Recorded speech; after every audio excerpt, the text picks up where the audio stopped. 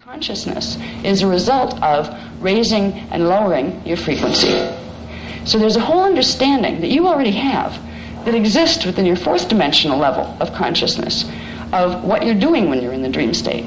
You don't have to even remember it here. It helps your fourth dimensional self to get its information across to you. If you hear it out here in the 3D world, it makes a link to wake up the aparthy in your third strand and in your mental body that will allow that information to come down more quickly. But you have the information. The information from your dreams is with you right now. The information that we're going to explore today that gets into mega mechanics on a cosmic level and then takes it down into understanding the mechanics on a personal level. This isn't my information. This isn't information that's just the Guardians. Every one of you has portions of this information literally encoded in your templates. It is literally alive in little fragmented, not quite connected yet, chemical forms in your chemical DNA.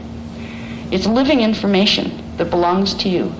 And the use of going to workshops and things where other people have some information that they've awakened in themselves to share, they've brought it into memory, is because they can transmit the frequency to you, and it helps to stimulate the activation of your aparthy, which helps to bring the information in from your own cellular memory.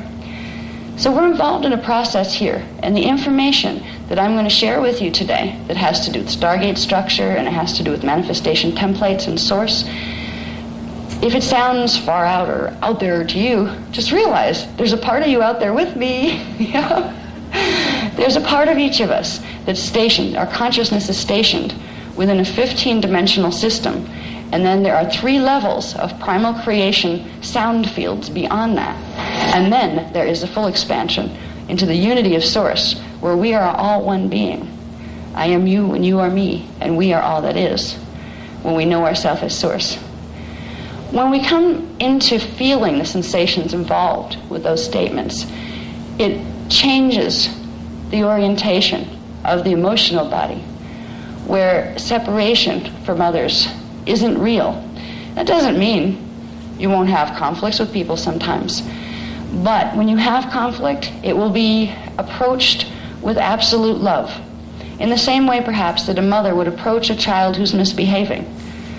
You still love the child, and that is not debatable. It is given, it is unconditional, and it is not dependent upon their behavior or their attitude. The love is simply given.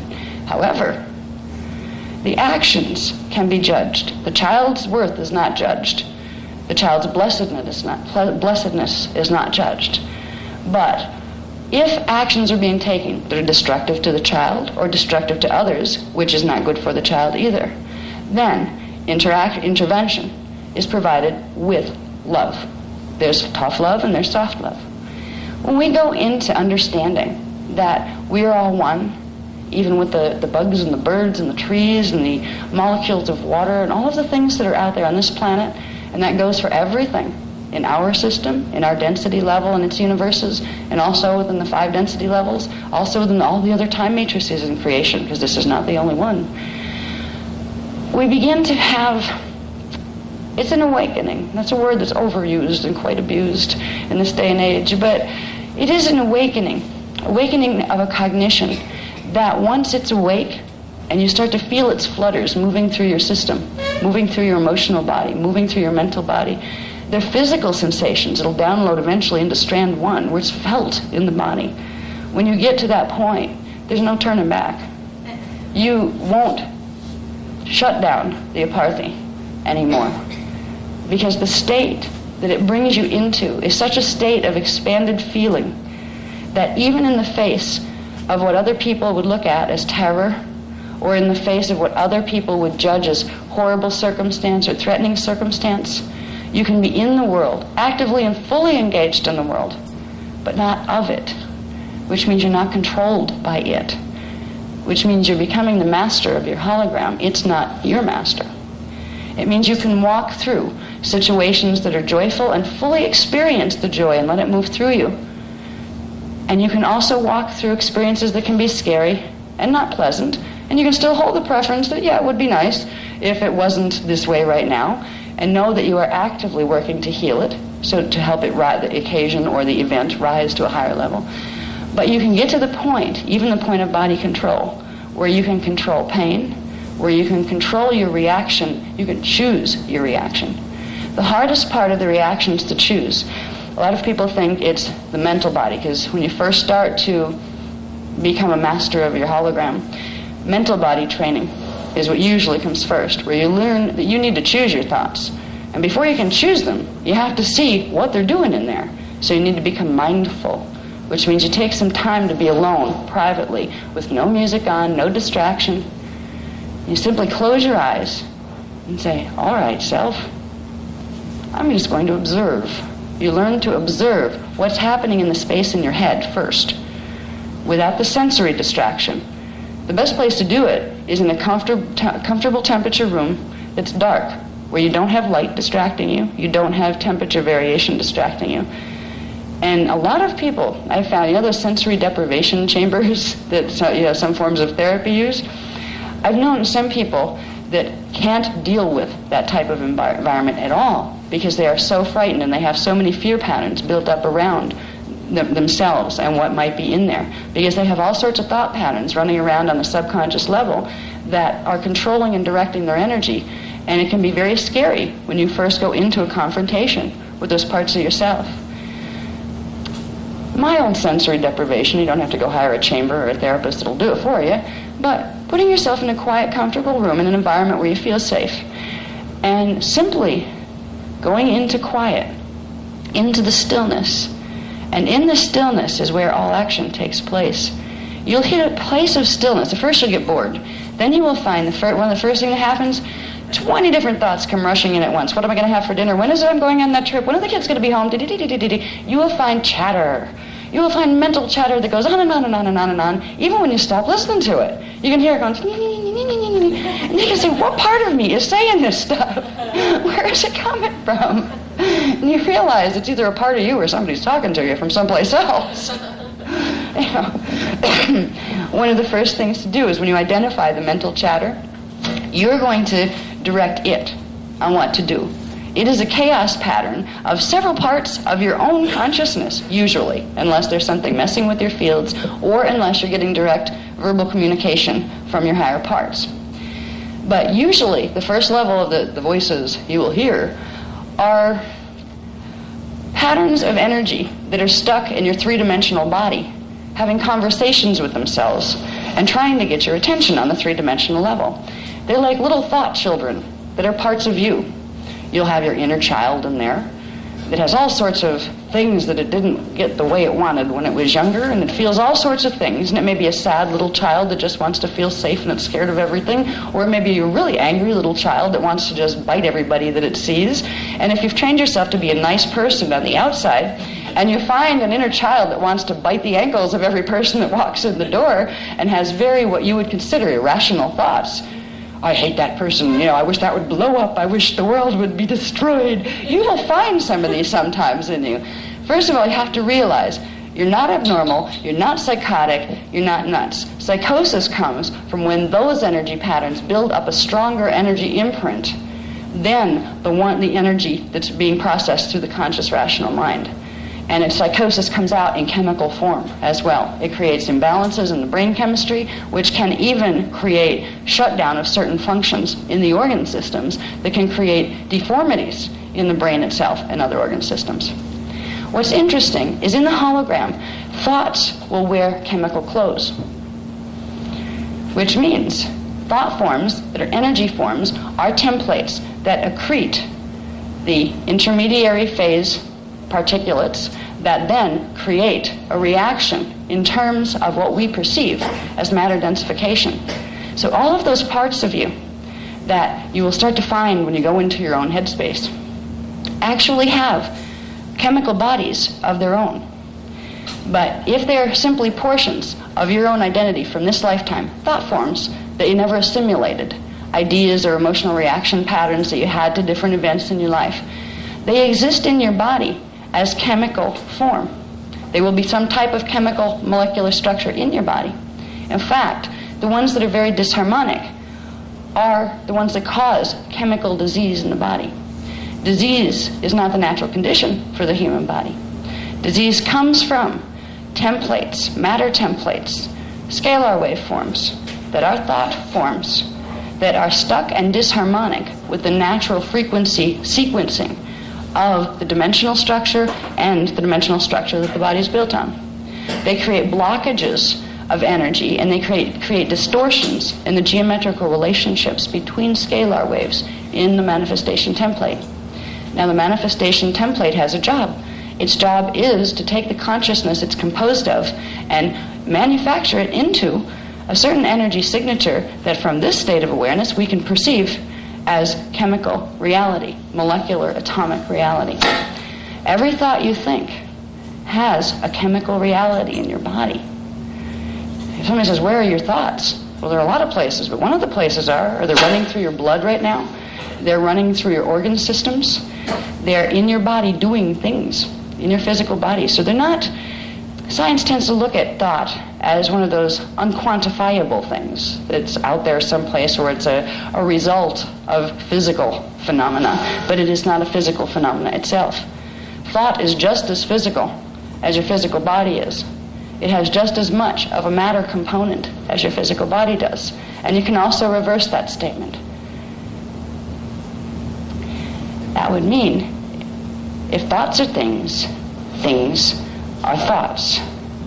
That would mean that your physical body, the planet's physical body, were thought forms. And if we think about thoughts, we think, okay, well, thoughts are, you can change them easy, you can move them around, you can make them go away, you can do all sorts of things with them because they're mutable. They respond to consciousness. So your consciousness can affect them and direct them places. But then we think a little differently usually. We're programmed by our culture to think about our physical bodies and the physical world in a very different way. Here we are, stuck in a physical world. It might be a nice physical world, we might be having a good experience, but there's a big difference between thoughts and things, between imagination and reality. If people get too far out in imagination, they're considered crazy, because the other people that are considering them crazy absolutely know that, well, this is physically real and that isn't. Oh, really? If it's all thought form reality, and all thought form reality has some type of chemical matter manifestation, there is no difference between the two substances.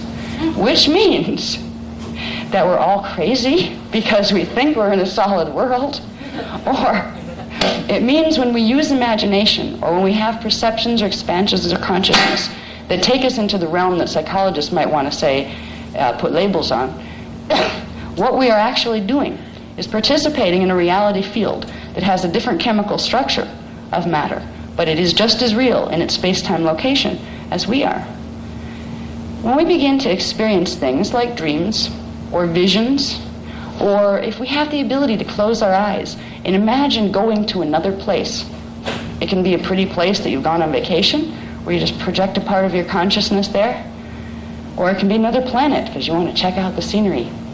What most people don't realize is when we are creatively visualizing, we are creating thought forms that will fill out in chemical form within the frequency band. I'm sorry about this. I don't know why it's doing this. There's something it seems to do it when I walk, but I have a hard time holding still. Anyway, we can, if we start to realize that when we think a thought, or let's say, you know that your sister's not feeling good and she lives in California and you live in New Jersey. And you can't call her, but you really, really would like to say something to her, make sure she's okay. A part of you, with that thought, literally projects all the way across that distance in an instant. And it manifests as part of the environmental chemical field in the area where she is. And it temporarily interfaces with her biofields.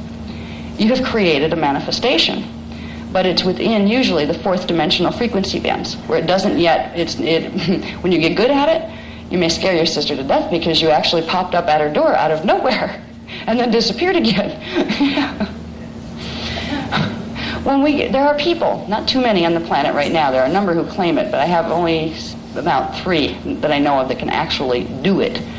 They can consciously bilocate, which means they're aware enough and they have enough strand activation in their DNA, enough chemicals working in the DNA, that they can pull in frequency from the next density level, which means 3 dimensions up, dimension 4, 5, and 6. So they can create almost a double frequency effect in the physical body, which allows more chemicals to be produced in the thought form. And they can send the thought forms where they desire. And in sending them, they can literally manifest a hologram of themselves there that would look just as real and be just as physical. And if it happened to get hit by a car, it would get hurt. It's a physical being temporarily. And then it flashes off and the energy comes back to the person who sent it. There are people who can do this. This is a potentiality all humans have. It's not going to be one of our first to learn. But this is where we're going, because we're in a thought form field. Yes? I've experienced in dream time people showing up in my room, and they're really there, and I'm opening my eyes, and I'm talking to them, and I'm trying to touch them, and I've reached out. Right. And so people do that in dream time as well? Yep. And are they conscious usually? Usually they're very conscious of doing it in the dream state, but whether or not they remember they did it will depend upon if they have those frequencies open, not just in the 4th strand, but in the 3rd strand, to bring that information down in so they have memory of what they did. Most of us run around all the time talking to each other in the dream state. And then we forget, you know? But when we get that weird little feeling of deja vu, you seem familiar to me. You knew each other from somewhere. It might be reincarnational from other space-time vectors, or it might be dream time from other space-time vectors. In fact, it's kind of funny, but with these workshops are very unique. The work I'm in has had a life of its own ever since the beginning. And there has been a call put out on 6-dimensional frequencies, which means it comes through the 6th sub-frequency band and each of the lower dimensional frequencies. And there have been gatherings of people on the density 2 levels. We meet first there. And that's where the people who come to the workshops happen to, in their hologram, get some exposure to the fact that these workshops exist and get a feeling that it might be something that they want to explore. Because their consciousness in density 2 already went there. So you already have the information from when you went there and got the information from the higher levels. So all you need to do is have the frequency transmitted here that matches it, which will wake it up in your bodies.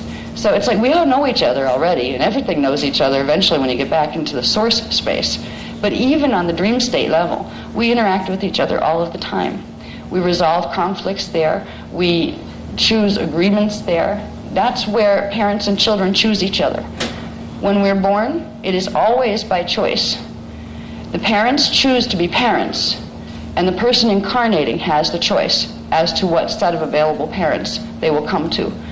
Because the person who is going to be the incarnating soul has a certain itinerary, its reason for incarnating, and it will need certain qualities in the DNA template in order to fulfill whatever the particular choice of mission is. So the parents will be chosen by the child. That means when you were children, before you came into your bodies, you chose your parents. Some of us have had horrendous parents. You think, why in God's name did I ever choose that? What am I, a masochist? You know?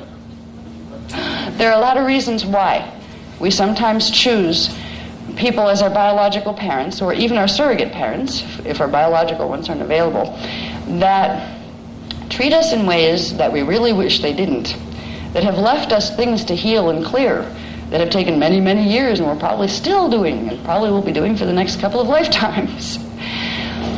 There are lessons to be learned in situations like this. Many times it's a karmic resolution where you had other relationships to each other in different time vectors that are going on now. So in this time vector, you came to fix a part of that if it was going bad. But it's not always karmic. Sometimes it's as simple as DNA. It's as simple as, particularly with indigo children, some of the indigo children have the worst experiences in their parent experiences because they have to have very specific codes in the DNA to be able to come in with the 6th strand activated at birth, which is to allow them in adulthood to be able to open up their body templates and run the highest frequencies in this time matrix down into the planetary grids so they can be part of the team that's going to run the stargates. So when it comes to, well, there's 5 sets of parents available that when you combine them have the right frequencies to give me the template I need, and out of the 5, I can only stand 1 of those 10 people. I mean, it's not that you don't love them, because from those spaces you don't judge people and get into isms quite as much with them. But there's still preferences where people that you have a lot of incarnational experiences with in other vectors, you might feel a warm fuzziness for, and oh yeah, I want you to be my mom. But if that combination does not suit best what your purpose is for incarnating, you may choose the one who, you may be a loving person at this point, but they haven't evolved past the point where they're still learning their lessons. So yeah, you actually come in, you get from them the gift of a DNA template that you needed, and you give to them a gift of certain experiences that will, in their own way, and often through your suffering, that you will learn to heal and transmute later because you have the capacity to do it. You have given back a gift of taking part of their chaotic energies from their DNA and taking it into your own consciousness where it becomes your job to transmute it. There's the old saying of the sins of the father being passed on to the children, the sins of the parents. We get part of our DNA code, our chemical DNA, from the mother and part from the father. That means if we have those chemicals there, we've received an imprint of their templates, their manifestation templates, their DNA templates, which means part of their scalar wave patterns became ours, became linked with our consciousness. That becomes the first imprint of our three-dimensional personality and our identity, that our first part of growth is learning to clear and harmonize the energy patterns we picked up through fetal integration. And when we do that, and as we do that, we're able to bring in our higher levels of consciousness and activate the higher strands. So there's a whole process of manifestation that when we talk about manifestation templates, when we talk about part of Chi, part of K, and part of Cum units, you have these scientific things over here. You have the stuff that we call reality here that everybody deals with and everybody's been through, like, birth and growing and parents that aren't perfect. And then you have the divine spirit over here. They're not separate things. They're all aspects of the same phenomena we call existing, we call being alive. So it's worth understanding some of the physics components. You don't have to be able to, there's some names of particles that I haven't even looked up yet that they were naming, and I'm wondering if some of them are even there.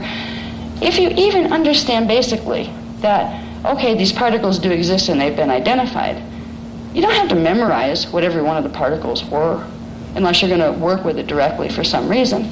But just realizing, to give the mental body the understanding that, oh, this is how the pieces fit together. We're starting to assemble the jigsaw puzzle that is our perceptions. Our consciousness is in dimensionalization, which means it's stationed right now in 15 different levels with 15 different angular rotation of particle spins to deal with, and then there's a whole portion of it that's stationed outside of the time matrix in what's called the sound fields. I'll talk about the sound fields in a minute, because when we get into understanding the creation process, the diagrams that are up here, I'll get into it in a minute a little bit. A lot of you have already seen them. These have to do with the structure that part of Chi units, part of K, part of Chi, and part of Cum, as they do their thing that I'll explain in a minute, they create forms, geometrical relationships that form a template. This is a visual representation of understanding some of the relationships of that template. You're not going to see that image hanging in the sky out in space or anything. But what that image is showing you relationships of certain parts of energy to certain other parts of energy. When we do manifestation templates ourselves, when we think a thought, we just created one. We created a manifestation template, whether we meant to or not. Our conscious mind here is not the only part of us that constantly generates thought forms. And the thought forms will fill out someplace in chemicals. The emotional body is a part of our consciousness that is associated with the second strand of DNA. It's the D2 part of our consciousness, the part of ourselves that are stationed. The consciousness is focused in the second dimensional frequency bands. That part of us thinks too. It feels, it thinks, and it has reaction to what it perceives. The part of ourself that's our emotional body right now is partly associated with the subconscious mind. because there's been something done to our DNA that's blocked the natural ability of the emotional body part of ourselves to communicate directly with the mental body part of ourselves, like they speak different languages. So sometimes the closest we can get to communication with that part of ourselves is we will have a feeling. We will have a sense of something. In fact, what we call the tactile sense, touch, being able to reach out and feel something, being able to feel temperature on you or wind blowing on you, being able to feel is an attribute of the D2 emotional body. It's known as the telluric body, the elemental body. It's the part of us that's formed of complex atomic structures, more complex atomic structures, not just subparticles, but it's made of atoms that form molecules that form chemical elemental substances. The waters in our body is mostly made of water. That's an element, but it's conscious. It's a part of our consciousness. We literally have a part of our consciousness right now manifesting, reincarnating, incarnating with us as water molecules. There's a part that's every component of atomic structure, subatomic structure, and chemical reality and organ structure within the body that science tells us is there, part of our outside bodies, is actually a manifestation of part of our consciousness. That means that your brain is conscious. It means that your big toe is as conscious as your brain is. It means that your liver is conscious. It means that your subatomic particles are conscious. And they're not a consciousness that's different from you. They're a form of manifestation that a part of your consciousness is taking on in order to build and manufacture your hologram so this part of your consciousness can see objectification. There are parts of us that right now operate subconsciously, which means below the focus of the conscious attention here. But they are not subconscious, below conscious, not conscious. They are not unconscious. They're just as conscious as we are in the ways natural for the scalar waveforms that they're manifesting through in that particular part of the organism. As we do integration and we begin to activate our templates in our DNA, we begin the process of clearing what's blocking our understanding the language of the rest of ourselves. We start to integrate our body consciousness, and that's the only way we're going to be able to get enough rapport with our body consciousness where when we ask it to do something as far as particle spin, it might actually listen. One of the things that's really helpful, there's a lot of techniques that we use to use Merkaba mechanics, which we'll talk about probably later this afternoon, to get the atomic structure to do certain things.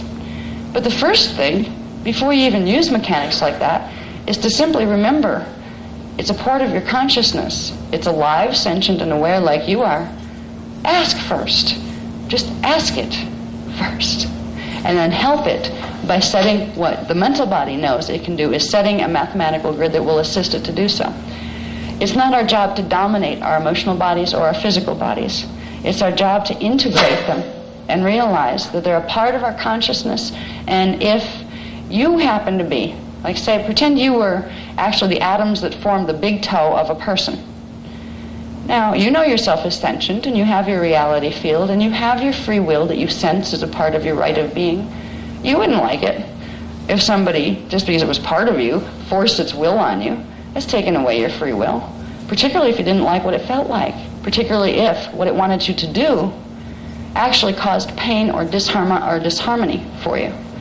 So if you were an atom in a big toe of a whole person's body, you would appreciate it if that level of the consciousness that's above your frequency asked you if it was okay and asked if you would help, if you would be willing to co-create a certain condition. That's what our higher selves are doing that are in the higher dimensional fields. It's kind of like we're the big toe in a bigger body. And what's really strange is there's more reality to that in the hologram than we might imagine. All right, when we talk about big toes, atoms and big toes and relationships of consciousness levels to each other, we're kind of like part of the structure that forms a body. The self we know as this is me, my consciousness, the part of you that's stationed seemingly in your head, which is actually stationed throughout your body, but it feels like it's focused in your head. That part of you is actually a part of the atomic structure of who you will be as you integrate your higher parts. You have another body right now. We all do. The planet does. in density 2. You have another one in density 3 and another one in density 4.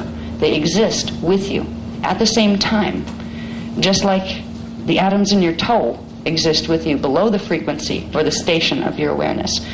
These higher bodies exist with you right now, and they have a physical form and a chemical translation. In the New Age movement, there's a lot of talk about the subtle energy bodies and about the auric field levels and those kind of things. Now, they are indications that those other bodies exist. And from here, the circular energy fields surrounding the body are the form that those higher levels of consciousness take when perceived from here. But actually, just like you have a seemingly physical body here, when you integrate fully 6 dimensions of consciousness, your body molecules here change, they expand, you change angular rotation of particle spin, and the speed of electrons as they move around the protons in your cells changes also. You accelerate in frequency, and your matter particles become less dense, and there's more space that appears between atoms. The body expands.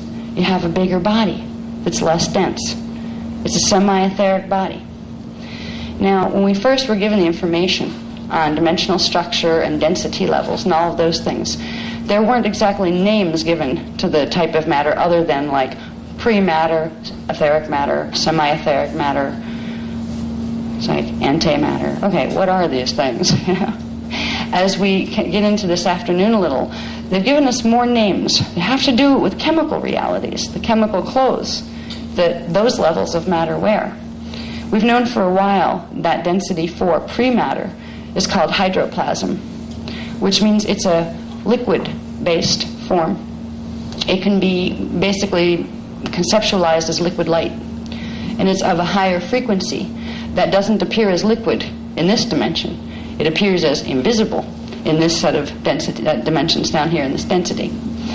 There are other body structures that we have. And the closest, I think, that information has come here has come through maybe in the last 100 years when people that were mediums in the old days, that now the new word for a medium is a channel, people who used to go into trance and let things come through them and talk to them, there would often be phenomena that left a ghost image in the air, and there would be fibers and strands of stuff hanging in the air. The stuff, they called it ectoplasm. That was the name the people down here created. The plasm part was correct.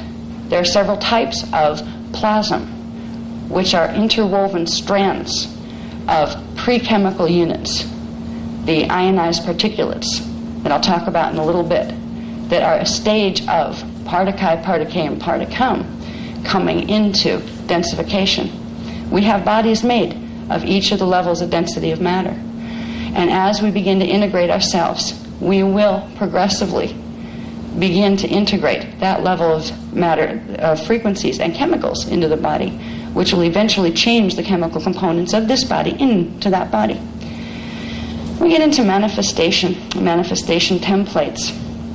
If we can understand that there's a simple transduction sequence, how consciousness transduces itself, morphs itself, changes itself into matter, how it puts its chemical clothing on. It starts with the units of primal substance that I've named, particae, particae, and particum, the trinity of creation, which is a form that everything is built upon. It starts with the 1 that becomes the 2 that becomes the 3. This goes into the physics of atoms and the physics of particles that happen before atoms and of particulates that happen before that. But there's a process of these particae units, these 3 particae units, one representing the whole and the other 2 representing smaller divisions of that whole that have broken down into polarization. They're actually consciousness moving back into source as one and flashing off, disappearing out of manifestation, and then flashing back on into polarity, back into particle and antiparticle reality fields. There's a part of us at all times that is stationed within the expansion of source, that is not in polarity. That is how God is with us all the time. it moves so quickly. Our atoms and our subatomic particles and our part A, part Chi, and part flash on and off so fast that we don't see our bodies disappear. But when you begin to slow time down by changing your vibration here, by activating different frequencies in the body, it's really neat because everybody appears and disappears. They poof, poof, poof. And they all do it at a different sequence. It's like a bunch of Christmas tree lights. This was an analogy that you used that was very good. Christmas tree lights that turn on and off. Did you ever see those flasher light sets? They come out with like 8 different rhythms you can set on the dial.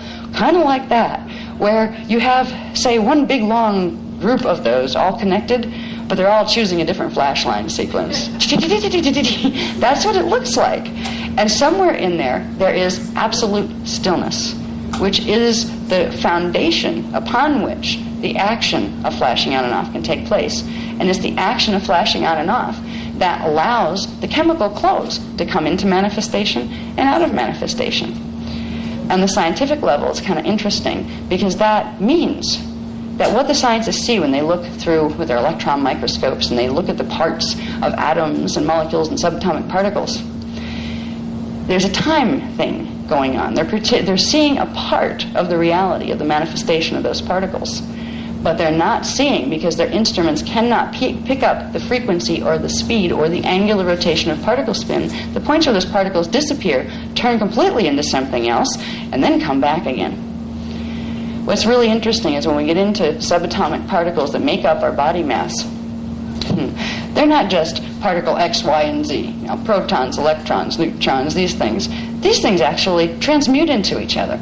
Protons become electrons, neutrons become protons, all sorts of neat things happen. But science misses the transition periods because they're happening so rapidly, some of them, and so slowly, some of the others. They're out of the range of perception, not only of scientists, the brains of scientists, or the brains of humans trying to see it, but also out of the range of the time distortion that you get by looking through a microscope. When we look through microscopes and telescopes, if we remember this is a holographic projection, we are using lenses that bend light, which means it's creating sound waves, which means it's changing interrelationships between templates. It allows us to see certain levels of the microscopic kingdom, and allows us to see levels of the macroscopic kingdom that normally our sense facilities would not project out.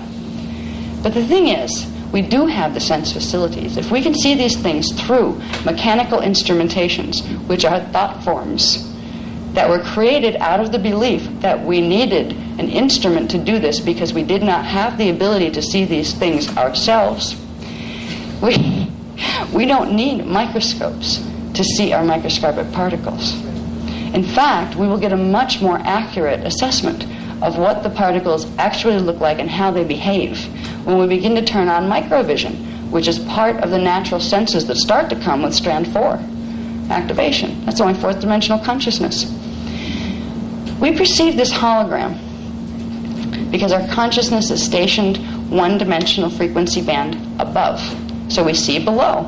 1 dimension below, we see as solid. When we begin to understand what we're seeing in relation to where our consciousness is, and then where our consciousness is in relation to vibration, in relation to frequency, which means in relation to color, we find ourselves with a tool called color that's easily recognized and identifiable as a means to begin to direct where our consciousness is stationed so we can get more control over where our manifestation, what frequency band is going to take place within. There are all sorts of things that when human consciousness is functioning within its hologram the way it was designed to do, we don't need things like microscopes, telescopes, cars, houses, stuff. The ancient civilizations, very ancient ones, hundreds, thousands of years ago, they didn't have a lot of stuff. They didn't have junkyards like we do. They didn't have a problem with disposing of things. And it wasn't because they were primitive cultures at all. In fact, they didn't bury bodies because originally they didn't even die. They went back through the stargates if they were tired of being here. When certain things happened to the DNA where they did die, they didn't die and bury a body. They transmuted it with frequency. And the parts that wouldn't transmute would become dust ashes to ashes and dust to dust. It would all be controlled by the most powerful source force in the universe, thought. Because thought is the director of frequency. Everything is formed of frequency. So we're working back right now. We're actually moving back in time. We're evolving back in time, backward, to reclaim the knowledge and the power and the understanding and the mission that was once ours. When we go back to the point of our creation and entry into the hologram, that means we go back to our point of primal substance that exists right now with us, because the creation point is always in the now, just as the ending point is. Your comings and goings and everything in between are right here, right now, and they exist as vibrational energy fields that you can learn to move your consciousness to find out any information you desire that will help you make choices in the present moment time, because it is all happening in the present moment time. When we get into Partakai units, the units do something. They start to what's called accrete, or pull together, draw together by like attraction. So Partakam units will pull together. They will attract more Partakam units. They will actually manufacture more. Every time a Partakai unit is created, and then it goes through a phasing where it replicates itself, keeps the original, and becomes the original split into polarity. It creates a charge and releases another of itself. So they're all over the place. The whole unified field is filled with Partakai, Partakai, and Partakam. And like little people that are lonesome all by themselves, they start to draw together and communicate energetically. Now, yourself as a Partakai unit will not use linear thought patterns and use the English language or the Spanish language or any of the languages that we know. It will communicate in direct cognition, which if scientists were looking at it, would represent an exchange of energy, of electromagnetic frequency. Partakai units build up to form first chains. And this has some relationship, probably not much, to what science was trying to figure out about the universal string theory, where things kind of strung together to begin the formation of the universe. I've not explored the string theory, but I think it has some elements of an understanding, at least some basic rudimentary issues about what Partakai do, even though Partakai aren't identified in it. Partakai, Partakai, and Partakam form first strings or chains or strands of groups of themselves. Then those strands start to interact with each other in different ways, at different angles. So consciousness, because these are units of consciousness, begins to interact with each other at different angles of perception, which is a different electromagnetic charge to begin with. It starts to set in motion energy dynamics that form grids of energy. You could look at it like, kind of like chicken wire. You know, a chicken wire that has thin wires with lots of holes in between. You could look at a Partakai grid as something like that, but it's made out of little Partakai, Partakai, and Partakam units. Now, as the Partakai, Partakai, and Partakam units collect more of like kind unto themselves and form different grids of like charge, so you'd basically have a Partakam grid, a Partakai grid, and a Partakai grid. Now, the Partakai is the original unit that the other two came out of. So that would be the grounding field that the other fields take place within. The Partakai eventually forms antimatter. The Partakam eventually forms what we call dense matter here. And the Partakai forms what we call antimatter. That's where you get particle and antiparticle realities taking place, which implies once we're in density, once our consciousness has adopted the form of a Partakai grid and entered the experience of polarity of consciousness, where consciousness turns in and looks at itself at different angles, we are entering a situation of electromagnetic exchange. We are entering a situation where we are not just moving into a structure that exists outside of us. We are becoming this structure. It implies that a part of us becomes particles, a part of us becomes antiparticles, and a part of us becomes antiparticles. That means you have a parallel double in a place called the parallel universe on parallel Earth. This is part of the self that you'll integrate. Because in density 1, there's a little trick to the relationships between particle and antiparticle and antiparticle. When we get into the structure a little, I'll show you a chart that we put together to explain a bit of the relationship between Earth, what's called inner Earth, and parallel Earth in density 1, and then the density 2 counterpart of the Earth planet system, which is called Tara, and then the density 3 translation of the Earth-Tara system, which is called Gaia. And then there's a 4th density template that Earth-Tara-Gaia come out of that's called Iramatena. The names are actually drawn from the sound tones, the composite sound tones of the units of consciousness as they vibrate and oscillate. They create sound.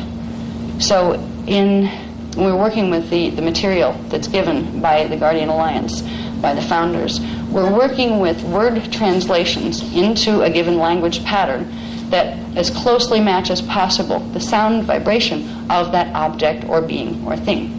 That's why in our work you'll find a lot of interesting names for things. Like later we'll talk about the primal life force currents that are called the Kirashe. And then there's the Kundare. These are sound tones.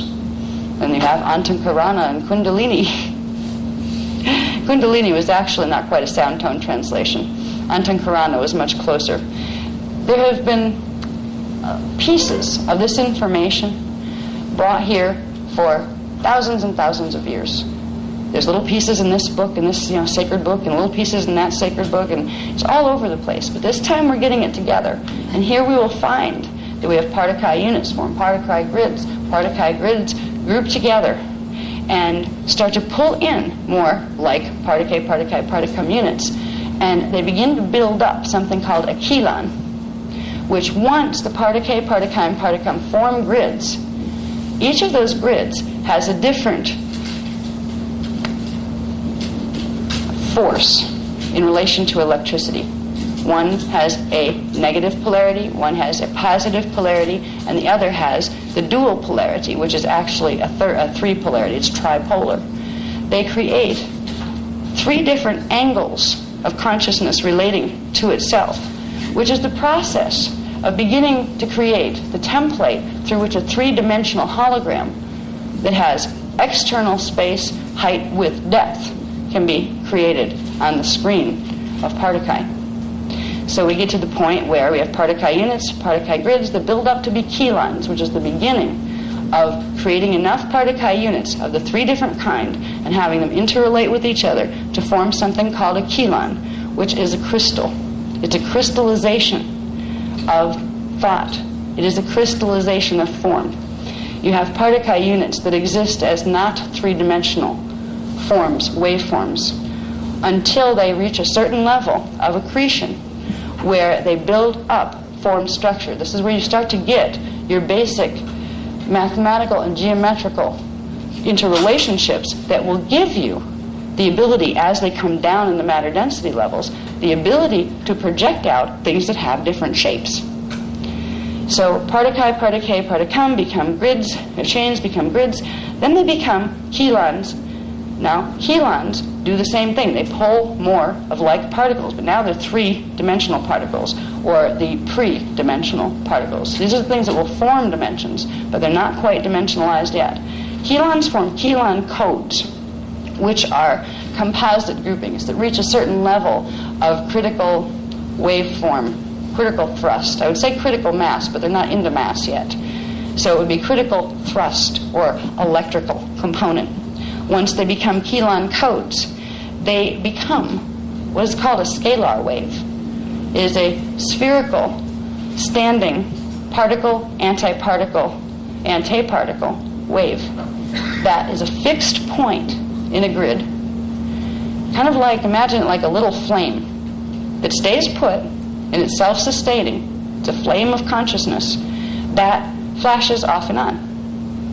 When it flashes on, it becomes part of and manifests within the primal light fields and the dimensionalized light fields that we call the hologram of space-time. And when it flashes off, it goes back to its first state, which would be sound. So the qualities we call light and sound emerge from the interreactions between Partike, Partike, and Particum, between chelons and chelon codes.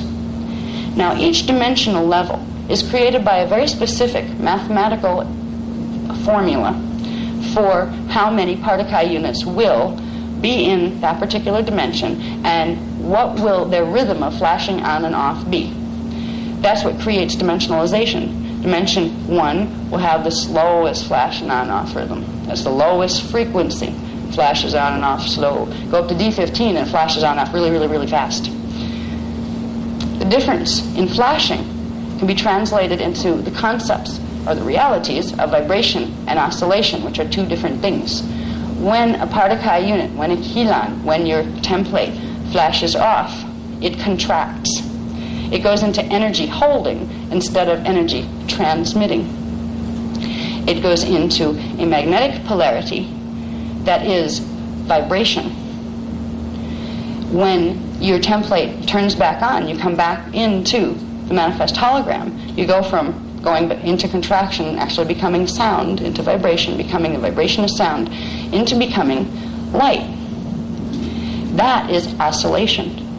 So oscillation is like turning the lights on, and vibration is like turning it off. Oscillation is energy transmission or releasing, expansion of energy. And vibration is turning the light switch off, contracting the energy, and holding the energy inside. So here's a little trick in the New Age movement. Everybody said, oh, you have to raise your vibration, raise your vibration. No, you don't want to raise your vibration because you lower your frequency by raising your vibration, which means you go downward in the dimensional scale, not up. Which means you make your particles more dense, not more light. There are little tricks that if you don't realize some of the basic differences on how our consciousness, when it becomes chemical clothing and when its template interreacts here, that we can get so easily tricked for doing things or telling ourselves statements which are words to us but become mathematical coding instructions to our body template. If we say, I want to raise my vibration, you are saying, I want to lower my frequency, become more dense, and contract my energy, not expand it to hold the rest of myself. So little tricks like this of understanding the physics are very, very practical. Because at least you know one thing, well, if I want to expand, which means I want to pull in more frequency into my body, which will de-densify my body progressively and make it grow less and less dense while my consciousness grows more and more expanded. This is how you transmute yourself back out of the hologram into at one with Source. You realize that you don't want to raise your vibration. You want to raise your oscillation rhythm. You want to make your flash line sequences, the turning off of Partike and Partike in your Particum in your body, go more quickly. So the physics are important if spiritual development is important to you. This is where science and spirituality, science and religion, are both erroneous in their approaches. They both have a little bit of the picture, and they think they have the whole picture, and they don't. If we do not understand what we're telling ourselves with the words we choose, not realizing that they're mathematical instructions that turn into scalar waves that interact with the scalar waves in our template and create change, we are not going to get control of our spiritual integration process. No matter how hard we try to worship God, whoever, whatever that might be, we will never feel the full waking awareness of the I am God and I am totally at one with God connection that everybody that cares about being spiritual is looking for. So the physics are sacred and they are holy just as much as the spiritual teachings have been. And if you run into teachings out there, I don't care if they're traditional teachings that tell you it's evil to know that stuff, or, I mean, some people that work with the Bible use it that way. I mean, they twist certain things and they've added certain other books to help it along, where they teach you that you're going to go to hell if you learn this stuff. Why? Because somebody put those books there because somebody has a vested interest in controlling your power and using it for something else that's not your agenda but theirs. And if you use these mechanics, you will get in touch with you and your direct connection to God. Therefore, you won't need a personification or externalization of a God as if it was your creator, because you will know you are your creator because there's a part of you that is always at one with God. So we can look at the division between science and religion as part of the polarity problem here. There's a drama of polarity taking place on our planet. It's polarity that's gone out of balance. And as we learn the science and learn how it fits with the spirit, we get back into bringing that balance back to ourselves. And piece by piece, we heal not only ourselves, but we heal the planet as we do it. Once we get to the point where we have scalar waves, those little waves that stand still, movement is created not by the scalar waves moving. They're not waves that move from point A to point B. They simply stand and flash off and on. But when they flash on in one place, they appear there, and when they flash off, they appear somewhere else from where they're flashing off. Everything is actually taking place in the same space, and all the scalar waves are taking place in the same space too. But it's the rhythm of their expansion and contraction, flashing on and flashing off, that creates the reality that many multiple reality fields that have their hologram and their chemical clothing can take place in the same exact location of space, all at the same time, yet appear to be separate from each other and invisible to each other, creating a multitude of huge universes and vast reality fields. It's all happening in one space, at one time, at one moment called now, in one area called God or Source. And the physics are what show you how that can happen. So the mental body can go, oh, that does make sense. Yeah, I guess God is real.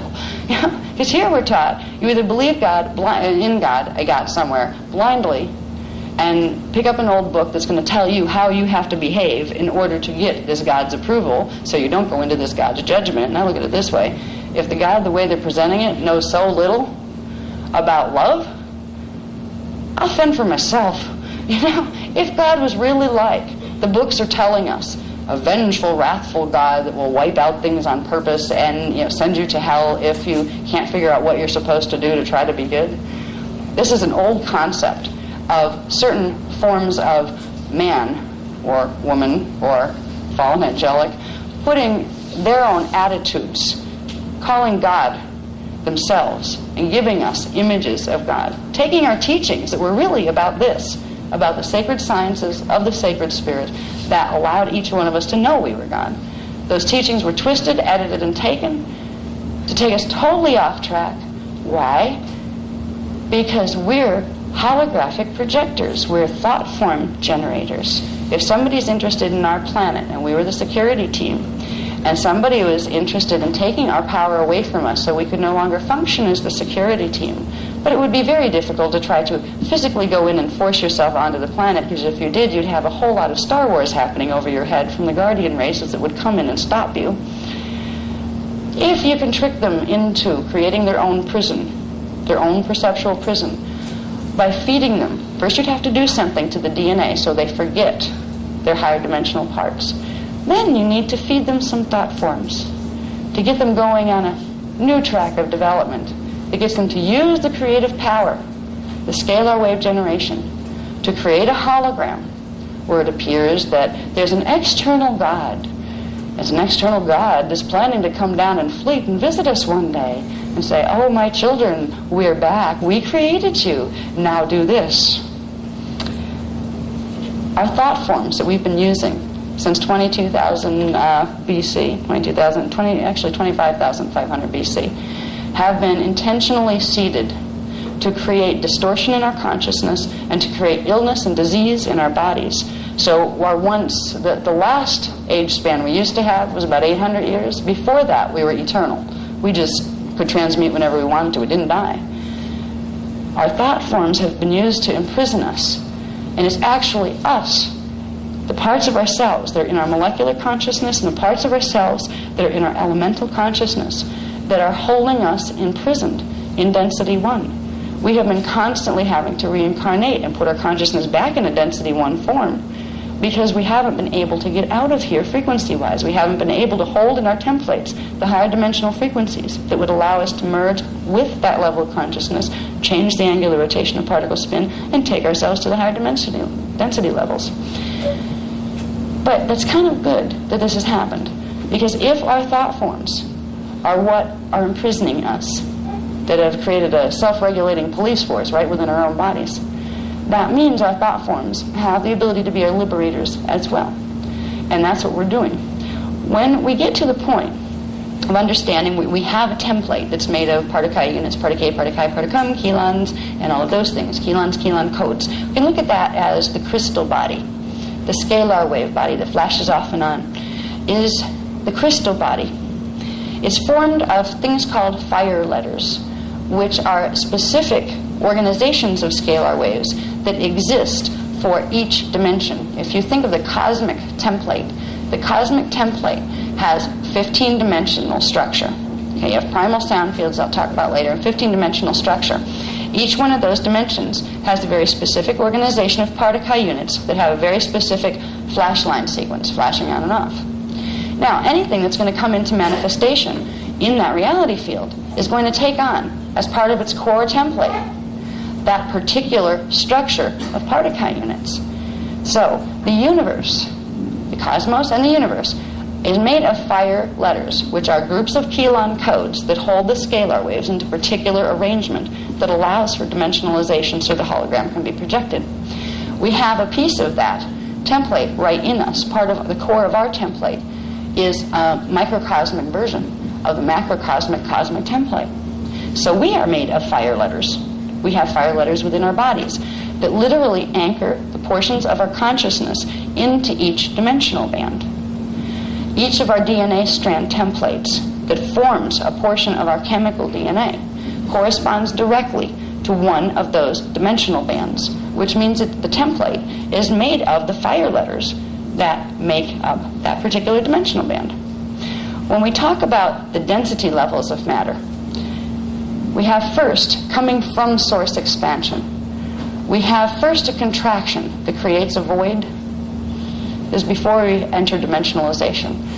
We have expansion that creates a void, then a projection that creates the first sound. In the beginning was the void, and then in the void there was the word, the first sound of creation, which was the first vibration, because sound is made of vibrational movement, of energy holding, that makes units of energy move, that creates sound. So the first sound started the formation of the framework that we could experience manifestation within. There is something called the primal sound fields, or the Kundalini primal sound fields. And within those primal sound fields, by taking sound and the Partakai scalar units that are turned off but just vibrating, and turning part of them around and changing their polarity in relation to each other, light was created. That's what the symbol of the Vesica Pisces, the two interwoven circles, refers to. The sound field and the light field, and that space in between is where the hologram occurs. We have the sound field, the light field, and then dimensionalization starts. That's where the flashline sequences start to differ from each other. First you have Partakai, then you have Partakai turned off as vibration, sound, then you have Partakai all turned on and staying on, primal light fields. There are 3 levels. You have the blue, the violet, and the gold light spectrum. And then within those is where dimensionalization takes place, as the flashline sequences of the scalar waves are syncopated. Some go on, some go off. They all have different rhythms, like they're doing little dances, but standing in one place doing them. Our DNA templates and our body templates hold a microcosmic version of that macrocosmic cosmos. We have in ourselves a level of primal light field, of primal sound field, and of each of the 15 dimensions that take place within that. When we're dealing with the first 12 dimensional levels, which right now we're in D1, 2, 3. So we kind of start where we are and move upward into expansion. The first 12 levels have a particular type of flashline sequence that creates, from here we would progressively expand up to there. Then when we hit dimension 13, there's actually a contraction point that you have to expand, contract to a point, shift in your Partakai relationship, angular relationships to each other, before you can expand back out the time matrix again. So the first thing we deal with are the first 12 dimensional levels of our consciousness and ourself. That's our pre-matter template. It's called the Maharic shield. A shield is simply a word that refers to a 3-dimensional scalar template. So there's planetary shields that hold each 3-dimensional level of the planet's consciousness and its matter that translates into matter chemical clothes, and we have shields. Our Maharic shield is our divine Christos blueprint. The word Christos responds to the D12 frequency. That's what the person who became known as Jesus in the Bible was trying to explain to the people of the times, was that he didn't say, worship me, I'm your Christ. In fact, that being is not really happy about what's happened to that message, because that being taught you, you have your inner Christos. Jeshua and the people that worked with him taught the inner Christos, that you have a D12 pre-matter template through which you and your body are always indelibly connected to Source. And it is through bringing your matter template here, up through the density levels, back to the pre-matter template, that you can gain mastery over moving in and out of the hologram at will. They were the original teachings of Christ. You look at what's in the Bible now, I swear there's like 3 or 4 different ones to begin with, because they there's some very strange inconsistencies in what's attributed to Christ. First he seems like this, so he'd never do that. Then he gets angry over here. It's like, wait a minute, but he said you don't get angry over here. There's some contradictions. That's because most of the things that are being attributed to Christ saying in the Bible were not said by him. They were said by others, some of them part of the Anunnaki races. Now, when we go to our Christos template, we have the beginning of understanding how we have the ability to get not only to get our manifestation powers back, but to get back the wisdom to know how to use those powers well. One of the biggest things for a lot of people that are really good people at heart it's like, oh gosh, if I could actually have the power to manifest anything I wanted to, it's a lot of power. Would I use it right? What if I didn't? What if I created horrible things? What if I hurt somebody? There's a fear because of ancient times and our cellular memory from those other time periods that bleeds through when we start to get our power back, where there's a resistance to having that power, because there were times in our growth process, all of us have gone through dramas in different time vectors, where we had to learn how to use that power appropriately. And if we accidentally used it wrong, or if we got a little too full of ourselves and used it wrong because we just had that delight and, wow, I have power, and trampled a few civilizations in the middle of it, there's going to be guilt attached to using power. There's going to be all sorts of things. But there's a part of us that has always known that we were innocent. Yes? We're over break time? Way over. Are we? Oh, okay. Oh, okay. Okay. You need a break? All right. Well, all right, we have lunch at 1:30, so if we don't take the break now, we probably won't get to taking the break because lunch is at 1:30. So we can do like a 15-minute now, okay? And then we'll get back. I'll pick up.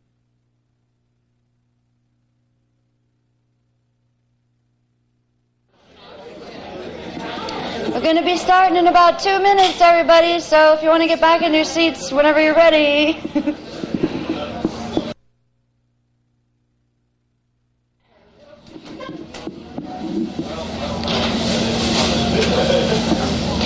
Now, I have a lot of ground that I want to cover with everybody this afternoon, and we're going to try to wrap up by somewhere between 6:30 and 7, I imagine. Then, for people who want to join us, between 9 and 9:30, we're going to be at Siesta Key Beach tonight, and we're going to be doing some energy work there. We're going to do our first round table, which by the end of today, the people who haven't heard of that before will know what it is. It's a Merkaba, group Merkaba, but done in a way that it does not link your Merkaba fields into the group field where you take on anybody's energy, which is the way most people are teaching Merkaba out there right now, unfortunately. Now, I'd like to finish up a little bit of the information that I was presenting this morning, where I was talking about primal substance and units of primal substance. The information that was given recently, that was part of the beginning of the security clearance data, was making that link between the templates of manifestation, the scalar wave templates of Partike, Partikai, Particum, Kilans, Kilan codes, and fire letters, linking that terminology up to the terminology the science uses to name identified particles. The in-between stage were the words myon, dion, and trion. We have Partikai units that manifest as dions. We have Partikai units. Partikai units manifest as trions. They're the ones that hold no charge and the potentiality for both negative and positive charge. they correspond to antimatter particles, which is what the density 5 reality fields are fully made of, the primal light fields. Now, this chart that I put up here, it's a little hard to see because we pulled it on a bubble jet printer, and it's really the Mylar this thing is supposed to be for the laser printer, so it didn't print really clear. But this was some of the new information that makes the link for us. And I just want to go over this really quickly so we can understand that we have the template on the side of manifestation that we don't see, and we have the manifestation in the hologram that we're walking around in. This is the meeting point between the outside and the inside, and this is what our thought fields are composed of. We and the other portions of our consciousness that are associated with the particle and the antiparticle, and the antiparticle universes all think thoughts in one of these primary particles. There will be the dominant thought field. Will either be a primary trionic thought field made of trions, primary dyadic thought field made of dions, or a primary myonic thought field made of myons. And this has everything to do with what we're seeing when we're seeing the illusion, because what we are seeing as the 3D hologram projected out is either a myon field, a dion field, or a trion field. And depending on which one we're seeing will show us which coordinate we're in. If we want to go to inner Earth, if we want to experience the reality fields of inner Earth, for instance, as real, that is a transharmonic time band that is of higher frequency than here, but closely linked in to our time band on Earth. I'll show you that relationship in a little bit. We would be seeing there the projection of a trion field. It would be made of trion units that came from antiparticles, that came from fully non-polarized Particuli units. Now, this shows us the chemical clothing, how the myons, trions, and dions become some of the known particles. They have not identified all of the particles because there's a bunch of things that science hasn't even identified, or the fact that all of these particles at different times flash on someplace else as their opposite, and then flash back on over here in different positions. So there's a lot that science is missing. But as far as identified particles and identified forces, energy forces that we know are here and influences are here, this is the relationship of these units to those forces that are part of our hologram. Now I'm going to read off. If you can't read that, I apologize. This is some of the new material that as soon as the whole translation on it is done, we'll send it. Just make sure we have your address. I think we have everybody's from the registrations, but just so we'll send it to you, so you will have all of this. There'll be a whole bunch of other charts that are probably going to take me 3 days each to do because they're really complicated. But this tells us that on the Particuli level, the Particuli were the original units, remember, that have the potentialities of both polarities, but they're not in polarity, so they're like a tripolar. They have the potentialities for no polarity and both. They are Particuli units, little scalar standing wave units made of Particuli in the template.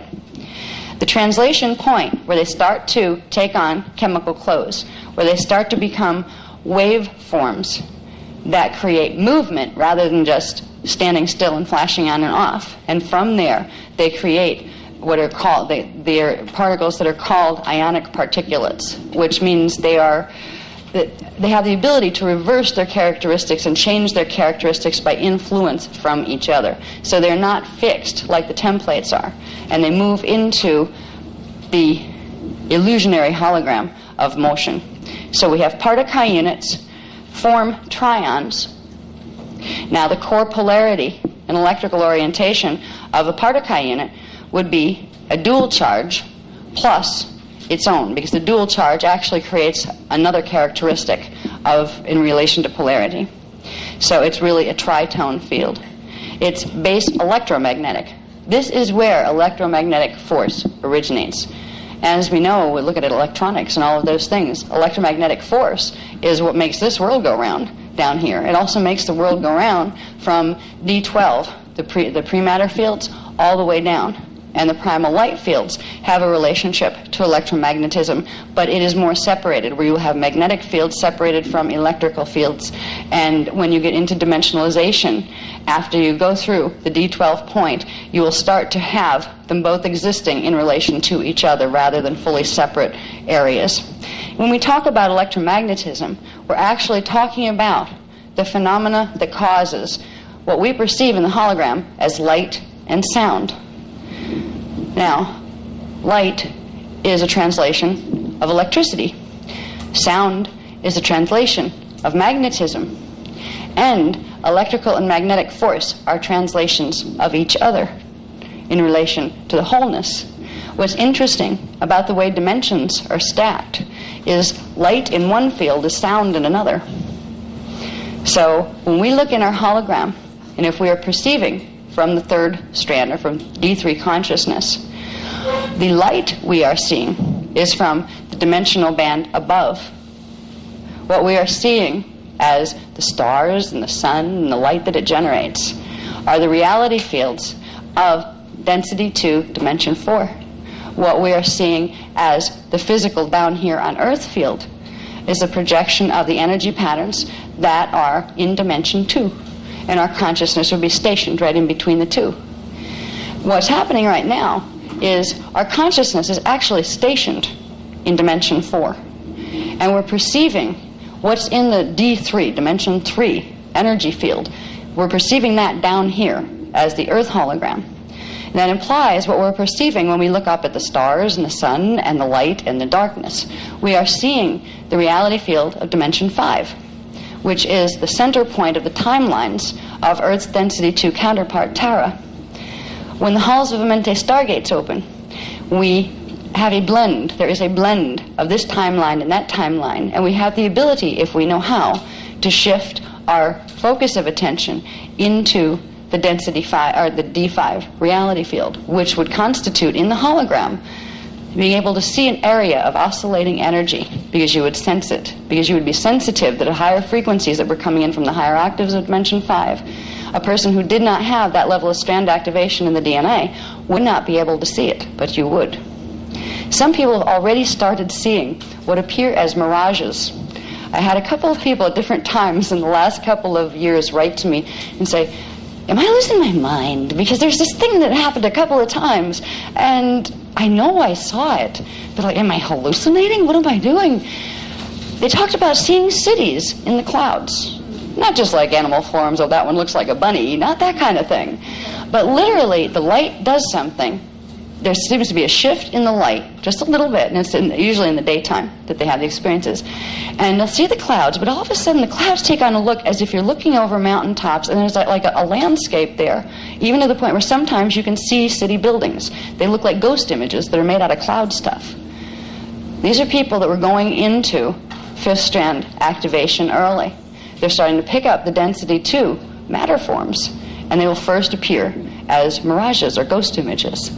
Now, to be able to make that image become real, you have to establish a co-resonance, not with its frequency, but put your consciousness in the frequency band above it in order to experience it as real. If you want to go to Tara and experience D5 as real, you have to put your consciousness in D6 frequency, which means you have to fully activate and sustain activation of your 6th DNA strand template. So there is a total relationship to the hologram here. And it's kind of interesting. We look out in this world and say, oh, there's light, we know there's light, we know there's sound, whatever they are. You know? We just take the right in front of us and we take them for granted because they've always been a part of our experience here. But we're not taught what these things really are. The scientists will kind of poo-poo the concept of interdimensional spectrum, at least a lot of them do. Yet they'll analyze the heck out of light waves and sound waves, but they don't know what they're playing with. They don't realize they're dealing with a collision of interdimensional phenomena into one space that creates the hologram itself.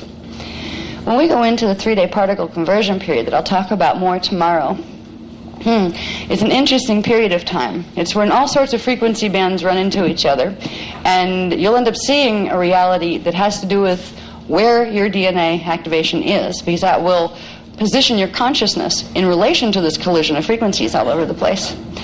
3-day particle conversion, I'll tell you one thing, will have 3 days of darkness involved with it. And after the 3 days of darkness and the changes that take place there will be 3 days of light. These have to do with the physics changes that will be taking place in the atmosphere as Earth passes through the division point between density 1 matter and density 2 matter. It creates changes on the planet that, depending on how the stargates are working, if they're not working well and things are not going well with the planetary grids, can be catastrophic. We're not aiming for that. In fact, if the Guardians hadn't gotten involved in 1986, I think, 1983, they spotted the problem, that the place was going to go into pole shift because the Templar is damaged. When the stargates opened, we weren't going to go through stellar activation, we were going to go into pole shift. That's why the intervention was given at this time. So we're having a lot of help. There's going to be a lot of more interesting things we're going to talk about tomorrow when we get into more of the guts of what's going on now and what it appears we're being prepared for. It's a lot sooner than I was prepared to prepare anybody for it. I was like, yeah, I'll get used to this by 2012, and then because it's really, there's a disorientation factor that comes to even the most aware of us. There's a space where you go into where you're sitting there between this reality and that reality, and you know what the perceptions were like here and what you came to believe here and understand, and your mind kind of gets set in that pattern's in your cellular memory now. Then there's these whole new set of concepts that are coming. They're saying, and it's going to do this, and you're going to experience this, and you feel like you're in a science fiction movie. And you kind of sit in between the two and go, believe, not believe, believe, not believe. I'll believe today. I don't know if I believe today. I'll believe today. So it like flips you back and forth between the polarities of it. There's a stabilizing point that you can come to where you realize that there will be one version of a timeline that the events of seeing the halls of Amenti open won't happen, because the people who will not be able to hold the frequency of the transitions of the planet base moving up will go into a different time cycle, into the Phantom Earth time cycle. They will see a different reality that involves learning about the fact that ETs do exist and they're not all friendly. That's kind of what's on the agenda for the Phantom Earth time matrix. Now, it helps as we move into something as major, and it is major. A stellar activation cycle is major. A 3-day particle conversion period is almost unfathomable. Now, I have a lot of cellular memory open, and I've been on this planet, and I am on this planet in several other periods where stellar activations are occurring. 2 other periods. And unfortunately, in both of those periods, right after they consummated or the gates began to open, and they start with vortices. There are 7 planetary vortices that progressively begin to open over a series of years.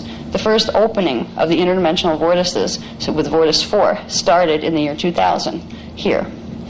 Now, progressively every 4 years, another one is supposed to open, building up to the year 2012, when the halls of Amenti gates to here and to inner Earth, which takes you up into the higher densities, opens the gates to the higher densities, were supposed to open.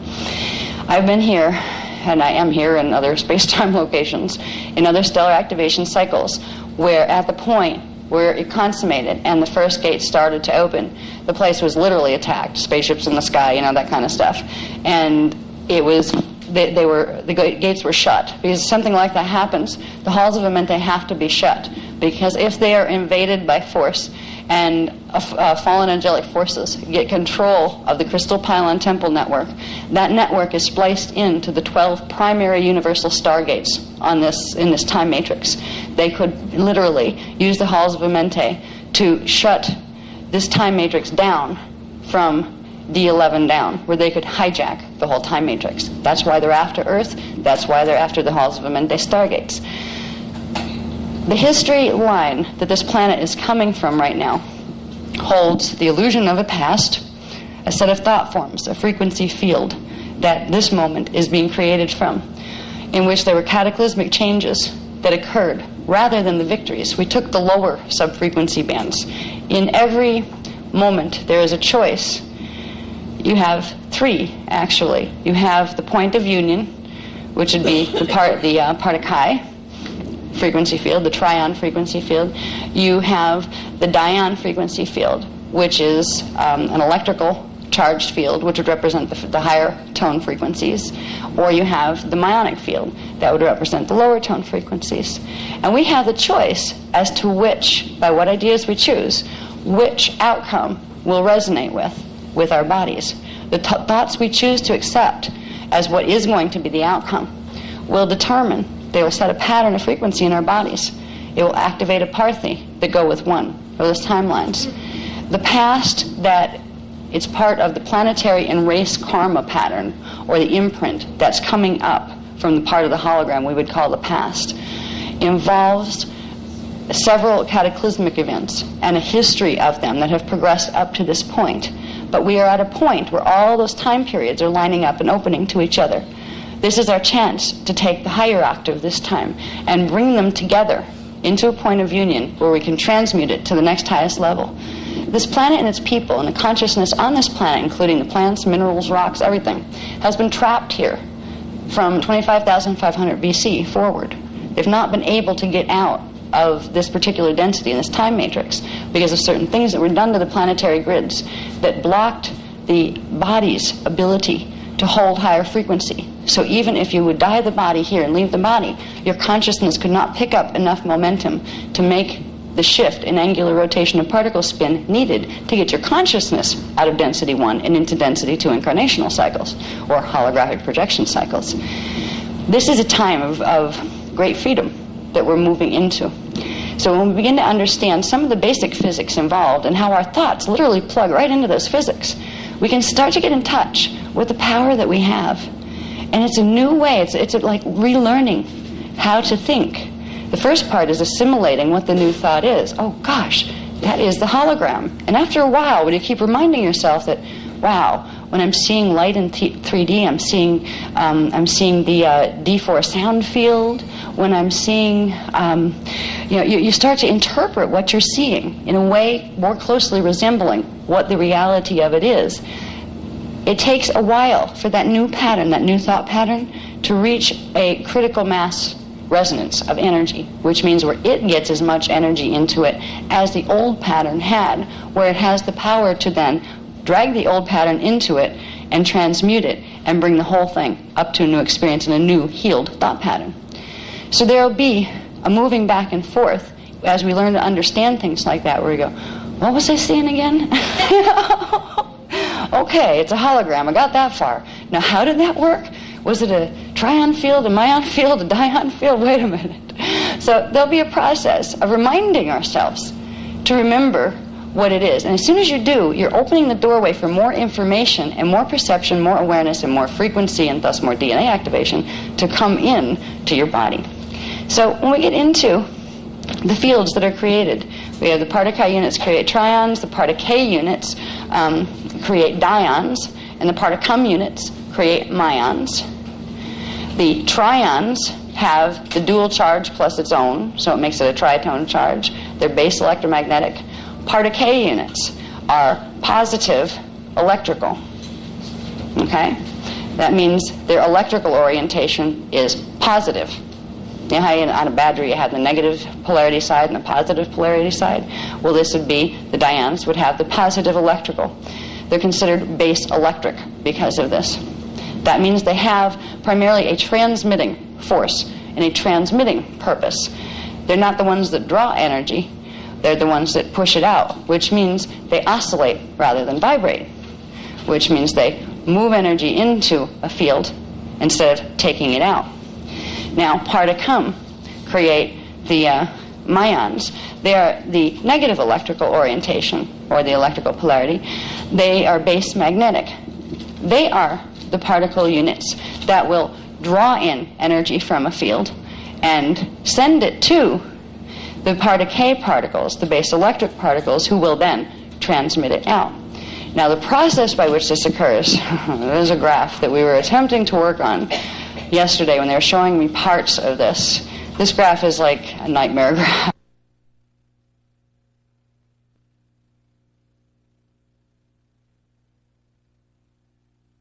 Then myons at D1, I mean, it changes all the way up, and then you have literally three dimensional scales running, interwoven with each other. You have the one that goes with the particle universe, or the particum universe. You have the one that goes with the anti-particle universe, the base electrical one, which is that's anti-particle, that's from the part of K. And then you have the one in the middle, which is the inner Earth timeline, which is made of the trions, and it's the part of Chi universe. And they're literally all interwoven with each other. It is because of this that the symbol image, which is a mathematical coding of the Vesica Pisces, becomes important.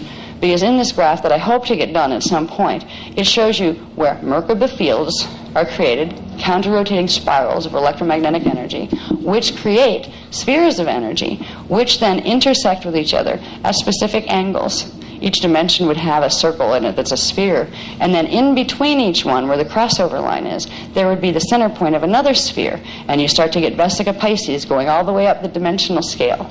There's a mathematical code that allows for the shifting of angular rotation of particle spin back into its wholeness.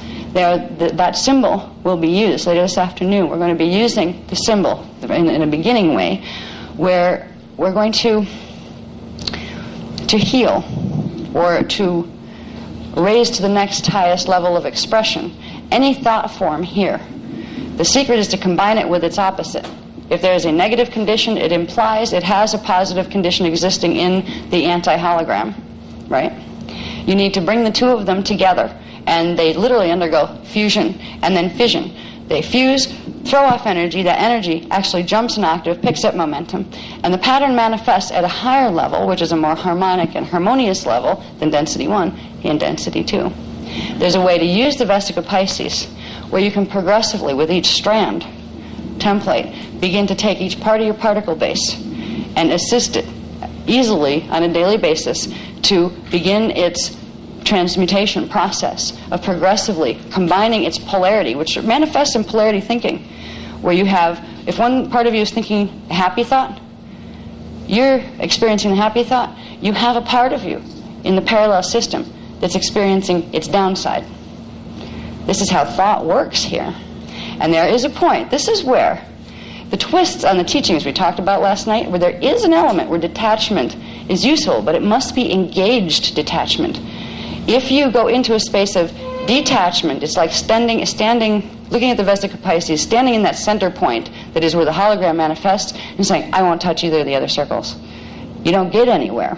What you need to do is create that condition of reaction in yourself. Choose a reaction to circumstance where you fully know that, okay, I feel about this today. It's not a happy feeling, so therefore it's negative. It's telling you that it's made out of myons. What you need to do is combine it with this dion grid, and you bring its positive and its negative together into the center point, and they will transmute and jump an octave, which lightens the whole thing, which on a feeling level makes it feel less dense, more expansive, and happier altogether. And you've healed the negative side. The way to heal negativity isn't to abolish it. It's to love it, as they say. And if you can understand love as a state of vibrational harmonization that transmutes the negative back to its divine right state, then loving it makes more sense. There's a lot of people that go and say, oh, well, whatever it is, you still have to love it. You can't resist it, so I welcome everything in. And boy, these people eventually find out an interesting lesson of manifestation. You let everything in and just love it without knowing what you're doing when you're loving it. And because there have been teachings given here that twist the meaning of love, you tend to let all sorts of things enter your biofields that you never intended, and you're still loving it because you're told you're supposed to love it to make it go away, right? Loving it is reaching a state of harmonization with it, which you cannot do if you are judging its value. Things are of equal value in the hologram, but they have a different experience of sensation with them, and you have a right to have a preference of which you choose to experience, realizing that there will be a part of your consciousness while you're in density that will experience the other. And you can start to help the other portion of yourself, and that portion of yourself can start to help you by meeting in the middle point of engaged detachment, where you let both sets of feelings move through. If you have the happy end right now, try to just lean into a little, what would be the unhappy end of this, and see if a feeling comes up. Doesn't mean you want to hold it. You're just going to let it move through. You're going to help the part of you, and if it's stuck, you're going to be stuck. So it's worth helping that part of you that's not in this hologram, it's in the anti-hologram. To bring the feelings together and try to see the full spectrum. where you have what's called a base tone, which is a lower resonating thought form, and an overtone, which is called the higher resonating thought form. The overtone is the antiparticle, which is a Dion field, which interestingly, we as Mayan consciousness in the universe we're in project out the Dion fields. What we're seeing is a Dion grid when we see our hologram. We're actually seeing the higher harmonic, which means this is good compared to what this looks like on parallel, right? Parallel Earth is going through the same type of experience as we are. They move a little bit ahead of us in the timeline, and they've had a terrible experience with this particular set of events. It will affect us if we do not embody that experience and then take it someplace else. We meet it in the middle. We meet it in the inner Earth timeline. And the consciousness of us that's stationed in parallel Earth won't get stuck there. Because if the parallel self gets stuck in a density level, so does its anti. You need both of them to come together and bring the consciousness together to be able to go up to the next level. So on a mass level, this is what's going on behind the scenes. Parallel Earth began its period of pole shift in, it was about a year ago. I think it was November. So last November, yeah, I think it was last November that they told us that in their timeline, our last November was 2008. What this would mean is if we didn't do something over here to alter this pattern, it would naturally transfer over. It's like negative positive space. In the same place, the image would flash on over there, then it'd flash off there and flash on over here. We would be seeing a very close version of what they saw, unless we made a major thought field shift in the meantime that incorporated that thought field, which means becoming aware that it exists and it's part of us, and taking it, combining with it what we see is here, and taking it using energy and thought to a higher place on a large level. We would have, when we hit 2008, experienced the same thing. And it would have been the cataclysmic end that was foretold in Biblical Revelations. But Biblical Revelations was highly edited and twisted. There was an agenda that wasn't the Guardian's agenda that was added to portions of that book that told us, they combined certain elements of particle conversion with certain other ideas that came from Anunnaki races and Draconian races that made it look like it was okay to have this struggle of good versus evil and all of that kind of thing, and God was going to save the good guys and everybody else was going to go through pain and misery. Now, it was put in a way that made it look like God was a very judgmental person.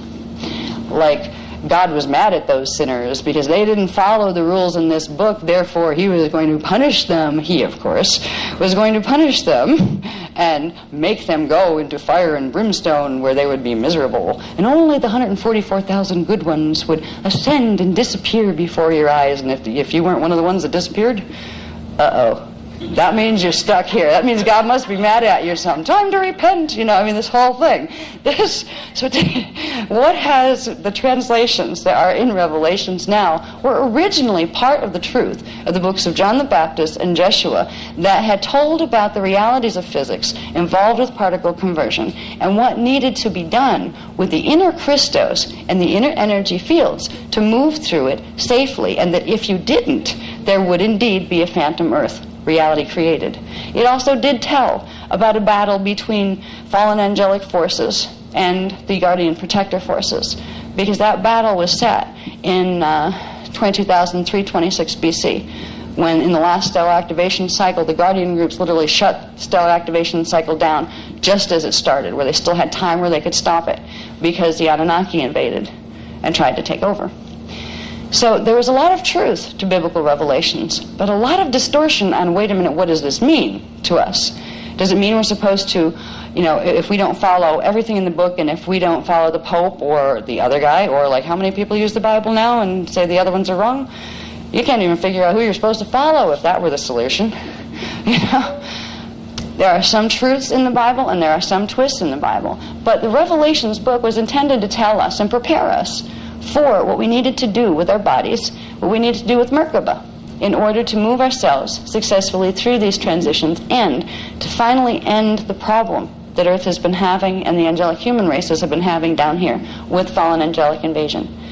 It involved something that we'll talk about tomorrow that some of you have already heard about from some of the other workshops, which is the Planetary Christos Realignment Mission, which was the reason that humans were seated here in the first place, that had to do with getting the planetary shields, or the scalar wave blueprint of this planet, back to its natural D12 pre-matter configuration, so the energy lines could link up again between D12 running all the way down here. That would create something called a Maharic seal, a D12 frequency seal that is a natural occurrence in a person or a planet if you have all of the scalar wave apartheid units in the template open to receive the 12 dimensions of frequency that go with the 4 densities of matter. So it's simply, we are going to heal the planetary grids, and that would stop the conflict that has been out of balance. Conflict, there will always be some degree of tension. If you didn't have some degree of movement of tension and polarities, you'd have a completely static universe and you'd have no movement, which is really the reality of how things are. There is technically no movement. It's all taking place in the same space. But to experience the hologram, it requires some degree of negative and positive interacting with each other. But when the balances swing so far in one direction, which implies somewhere they're swinging so far in the other direction, that it's going to literally keep both sides locked in time and change that format, where one side can literally destroy the framework that both exist within. That means the consciousness in that hologram would get fragmented back to units of space dust, and it would not have the opportunity to experience the joyful feelings of what it means to evolve and embody progressively more until you expand to become one again with Source. So the fact that this time matrix, this planet, has gone into the negative pendulum swing. And there's been things in the Hindu teachings talked about the yugas, and I believe they call it the Kali Yuga. That was the dark cycle. Well, we've been in a dark cycle. We call the words that are used in the CDD place are Yuegos. It's spelled differently. It's E-U-Y-A-G-O. And I'm not sure what the Hindu translations of time are, but a Yuego is a one harmonic universe time cycle. Harmonic universe is one density level for a planet. How long it takes that planetary body to get projected into that framework and to accrete all of the frequencies into it, which will activate all the frequencies in its template, which will then allow it to move up and shift into the next harmonic. That's natural evolution for planets and for people. So we have been stuck for numerous cycles here. It's 22,556 years. 26,556 years is one Yuego time cycle for Earth. We have been stuck here for over 200,000. This planet has been stuck in its time band going round and round and round in this frequency because of things that have been damaged. And the humans were put here to assist in healing this, so the planet and every species on it could evolve. Because it's not something that's just affecting us. Every plant, every animal, every mineral, every unit of conscious air, every elemental consciousness, every particle unit down here has been stuck in this time matrix. It's been like a prison in density 1. This was the time when it was supposed to be healed, when all of the right elements came together, where the pendulum that had swung so far in the negative here and so far in the positive somewhere else could be brought back into the middle, and the two could be reunited. Where our timeline is going to go is linked with the inner Earth timeline, which will take us through into union with the extreme happy universe that went too far in the extreme happy, which can take you into really strange spaces of polarity as well. Is that parallel to even the Anunnaki at D10? Because that was I'm wondering, is there a parallel to fallen angelic that's extremely in the opposite direction like you're mentioning? Is that within our own harmonic universe? Yeah, which implies somewhere there's humans that you wouldn't want to deal with too. But there are differences in this one fact. Now, there would be the higher and lower aspects, let's say, of each of us, of fallen angelics and angelics that didn't fall. But that doesn't mean humans, for instance, became fallen angelics. This is about as fallen as we've got. We never went into the agenda of seeking to take over the time matrix or anything like that. There are degrees of higher and lower that are applied. This time matrix is connected to one that went into the extreme lower frequency, and something happened to it which is called being blown off the grids. That means its template literally blew apart part of its structure, where it can't connect to its parallel structure anymore. So it literally becomes a finite time field like a little circulation of energy that is a time field with a planet in it and with a galaxy in it that can't go anywhere. It can't bring in higher dimensional frequency. And the more times it repeats its own time cycle and keeps pulling in more and more and more of the density 1 particles, it gets denser and denser and denser and more magnetic and more magnetic. And eventually all of its energy pulls into its core and it implodes. So that's where Phantom Earth is going. That's the time band it will be drawn into because of its co-resonance. Now, this time matrix didn't have that bad of an experience, but it was headed in that direction. We would have merged with that time matrix if the intervention wasn't given. So there's a lot more that I'll talk more on the planetary level of things when we get into tomorrow, because there's some things I want to get through today first that have to do with us and thought, with us as individuals, so we can begin to understand some of how we can shift our thinking to allow us to use our thought processes in a way that support us, rather than in ways that they just seem to be on autopilot, and once in a while you get lucky and things turn out in your life the way you'd really like them to be. Usually it's just not too bad, so it's tolerable, so you deal with it. But there are things that we can learn about thoughts. Where do they come from? Where do they go? I can give you, with those questions, a basic understanding of it. This is where those really monster diagrams I was talking about, where they show the flow of energy from one dimension to its counterpart in the inner earth, to its counterpart in the parallel, and then back through here, all the way up the 15-dimensional scale. And they show what angle of rotation of particle spin happens between each one. I won't be able to, off the top of my head, take you through all of that. But I can basically explain that when we have dimensional structure, there is, in fact, I'll use the time matrix one for this, honey, please. This is the basic structure of relationship of energy when we talk about dimensionalization. Now, what this shows here is, first, if you consider out here, the thing that has no borders, that just goes off infinite, would be source. So this exists, let's say, as a thought form within the mind of source. And it's not a flat thing laying there in the mind of source. It is a set of energy relationships that allows for certain experience to be known. What we have first here, these first 3 bands in this diagram, are called the primal sound fields. These are where the Partakai units are in their off position. It's a field of vibration, which is sound. Now, here, this border here, that literally defines an area in source, where source is limitless, boundaryless. First, a contraction of source's attention takes place. It creates a contraction, a single point of focus within itself, in order to create from that point. So this is called a magnetic repulsion zone, where this black line is around the outside.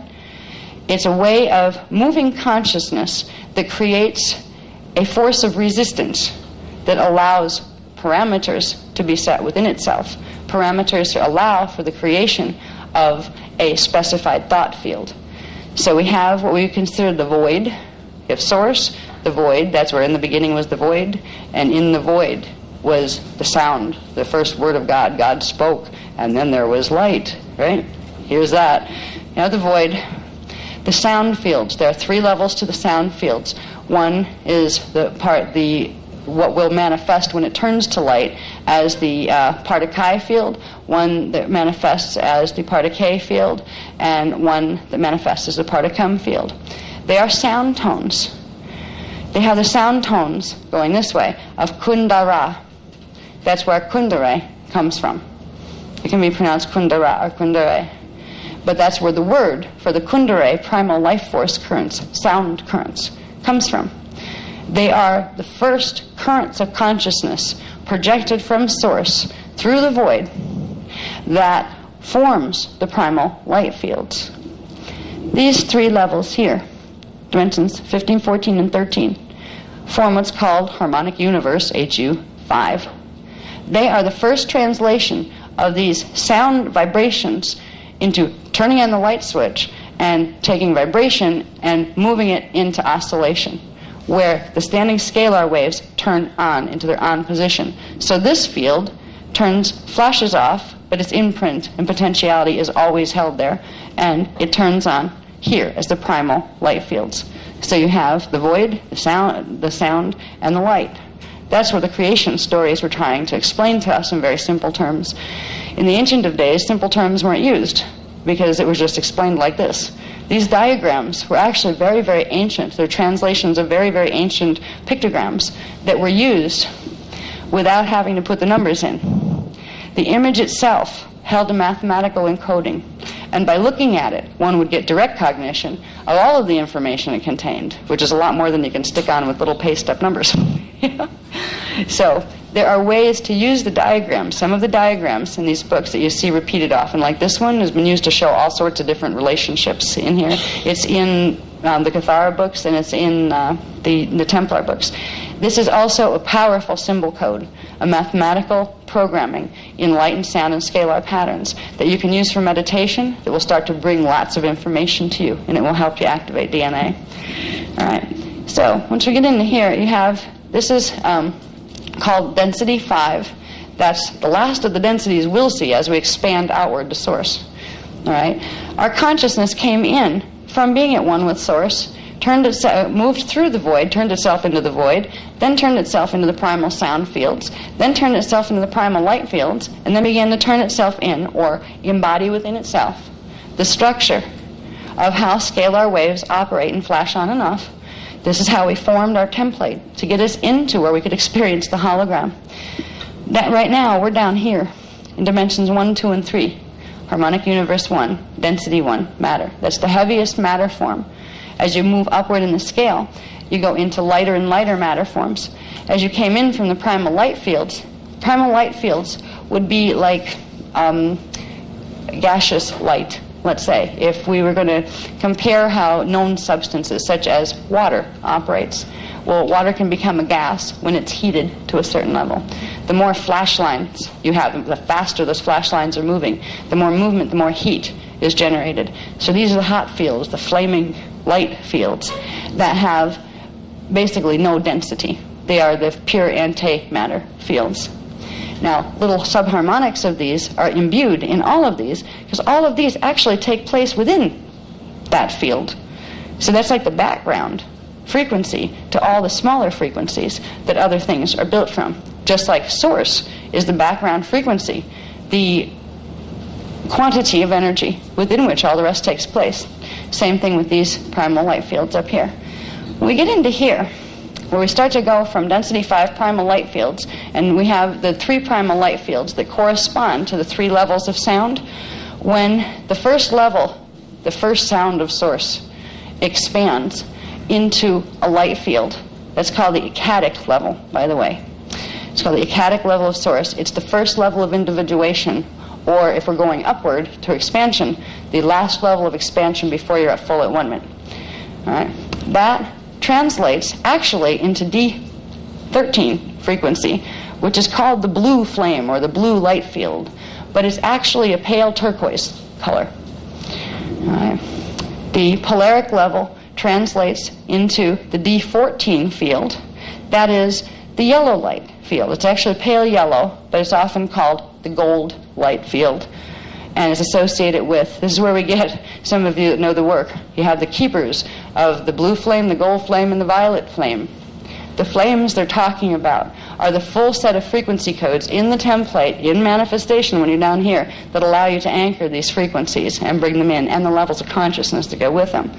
Now, the triadic level of the sound matrix forms D15, which is the violet light spectrum. But it's actually not regular violet. That would be D7 frequency. It's a pale magenta, so it's more of a pale pink look than a violet look.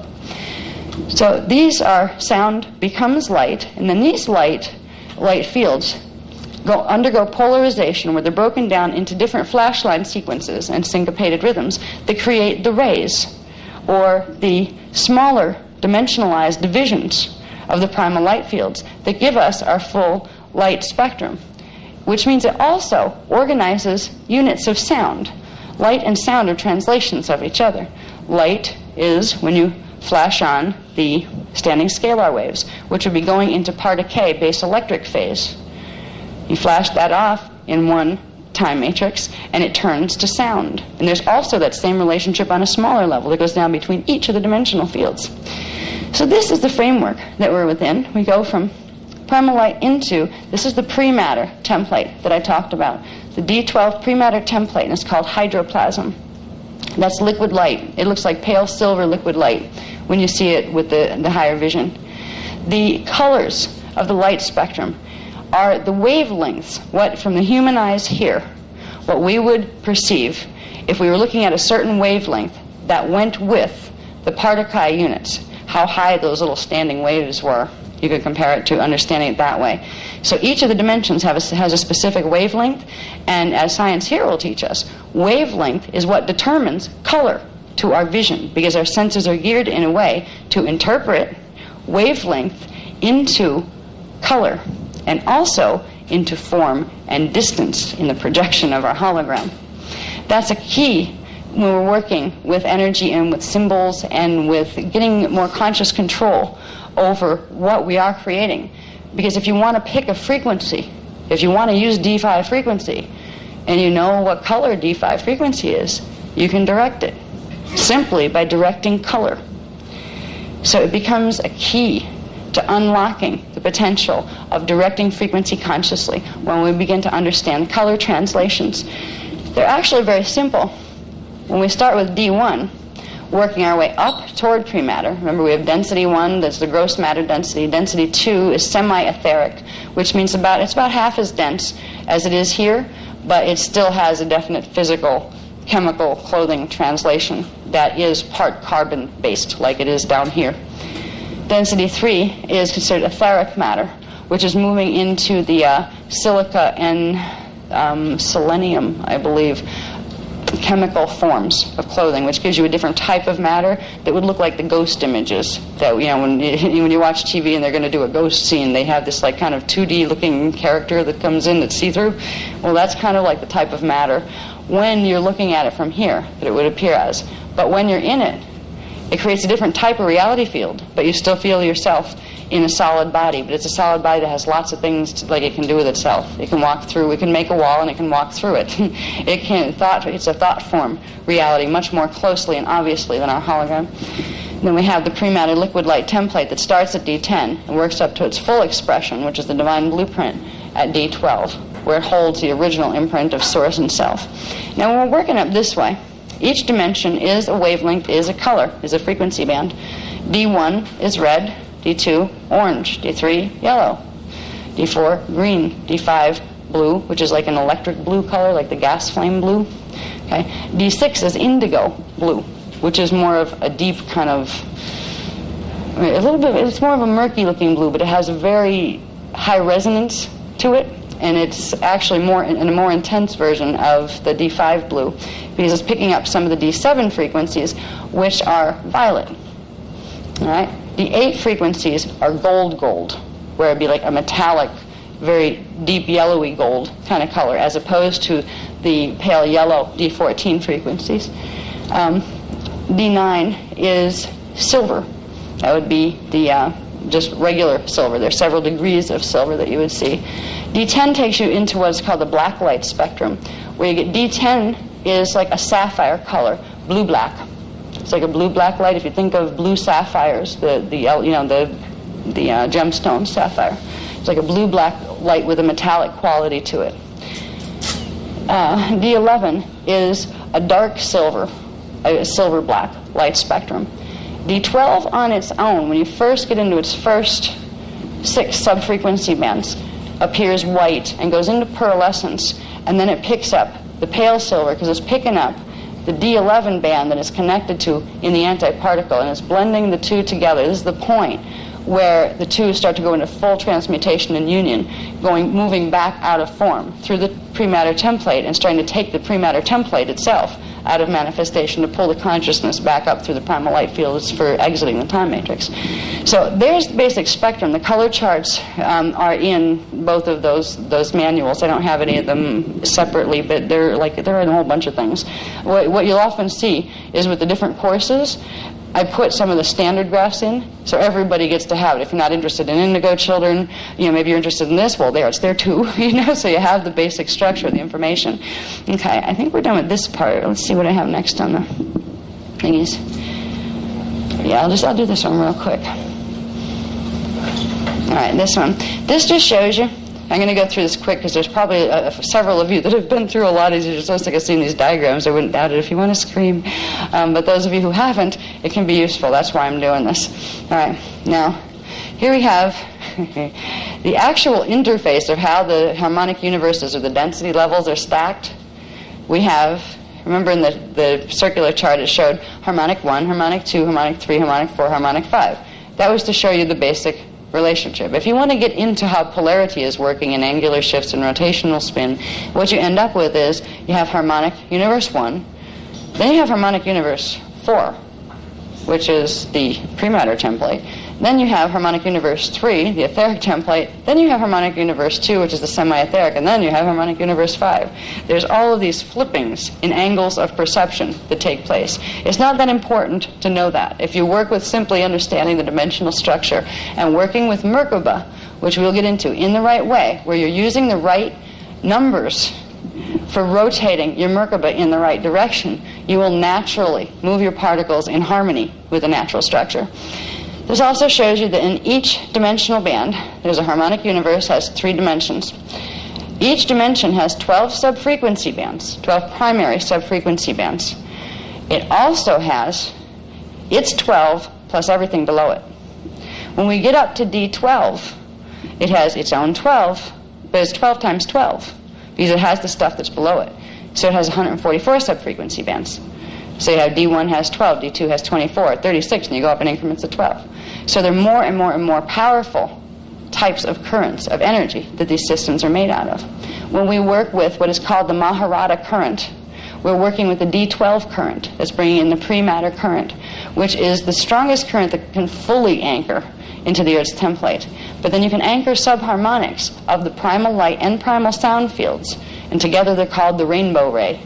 You can anchor them into the planetary grids for advanced healing as long as you activate the Maharata D12 frequency first. So, for easy terms, the Maharata frequency is referred to as the Christos frequency, the D12 pale silver, liquid light, hydroplasm, Christos frequency. And then you have the Kirishe rainbow ray, which includes what's called the Rishik levels of consciousness and frequency that go with the primal light fields, and the Yanis levels of consciousness and sound frequency that go with the primal sound fields. All right, so that's basically, this one is showing you the currents of creation, where we have our primal, we have source, the void. Here's our primal sound fields. They are the most massive, intense currents. When they anchor here, they are an invisible, standing columnar wave. It's like being inside of, we talked about those little tiny wave points, vibration points, and we're made of them, so they're smaller than us, right? Well, when this current activates, it's as if our whole planet is one tiny little unit within one very big wave. And it is a frequency that has the ability to either hold in manifestation, change anything within the lower templates, or it could, if it were used wrong, which you can't do because you have to run it through the divine blueprint to get it here. If you could run it wrong, you could literally destroy the universe and blow holes in the mind of source as an energy field, which is a condition that source has actually allowed itself to experience in time matrices that have fallen off the grid. So these are the primal life force currents that we're going to be dealing with. We have primal sound currents are called the Kundare. The density 5 primal light field currents are called the Kirishe. The density 4 pre-matter liquid light divine template, Christos template frequencies are called the Maharata. You have the Antankarana frequencies that are the D7, D8, and D9 currents. Those particular, actually the Antankarana includes these, then it includes D4, 5, 6, and D1, 2, 3. So from D9 all the way on down is considered the Antankarana current. It's composed of 3 different Kundalini currents, which are sets of dimensionalized currents. You have the Antankarana, a 9-dimensional current that's broken down into 3 groups. The first one is the Kundalini current that's called the Turic current, TEURIC. That's the D789 current. When you come into density 2, there's the density 2 current. It's called the Doradec current, and it's dimension 4, 5, 6 current. That's a semi-etheric matter current. This is an etheric matter current. And the last Kundalini current is called the telluric current, which is the dimension 1, 2, 3 frequency. These are the frequencies of energy that run from the base of your spine at the sacral all the way up your spine to give you your main vertical current, your life force currents, to bring the consciousness and circulate it through your body, through your chakra system, that brings your consciousness in. These are the currents of consciousness, the primal currents that your consciousness as an individual uses to move itself into the hologram and to stay there. When a template gets damaged, as this Earth's template has been, and that implies that the life forms have damaged templates on this planet because of the grid damage, which will transfer the damage right in, the same distortion in scalar wave template will go into the part of the person's template that is part of the planet or the animal or the plant. What it does is it blocks the natural set of frequencies that would run in the primal life force currents, which means it blocks conscious awareness from getting into the body. And it also blocks the body from being able to assimilate the natural progression of evolution, which is to be able to project yourself into the hologram and then back out simply by thinking it, simply by intention to do so. That's what we're supposed to be able to do. When we work with the Merkaba techniques that we're going to be doing, now some of you are familiar with them, and some of you they'll be new for. There are several techniques. One is called tribal shield activation, which I'll explain in a little bit. After the tribal shield is activated with sound tones, there's something called the salutations, which this is one of the things we're going to do at the beach this evening. We're going to go out to the beach, for those of you who want to come, about 9 o'clock, because there's too many people here. We can't do a salutation indoors here, because it's a stand-up and spin thing. Because we're going to talk about Merkaba and how it's inside the body. It's inside the DNA template. It's in each inside of each level of the particles. Every little subatomic particle is one side of a Merkaba vehicle. But you also have a big one that hangs out in your auric field around your body. And there's a cone that comes down over the top of the head that transmits electrical energy, antiparticle energy, into your body. Pulls dyons in. And there's the other part that brings energy up from the Earth's grids. Brings myons in. It's the balance between those two and their direction of spin that controls all the other ones inside your body, which controls the activation level of your DNA template, and it controls the angular rotation of particle spin for each level of your dimensionalized body system. We have been trapped in time down here because there have been distortions to the planetary grids that made the small little Merkabas inside of our bodies that connect our D1 part of self to D2, or D2 to D3, D3 to D4, where they've made some of them run in reverse spin, where they create a magnetic force, where they repel each other instead of integrate each other.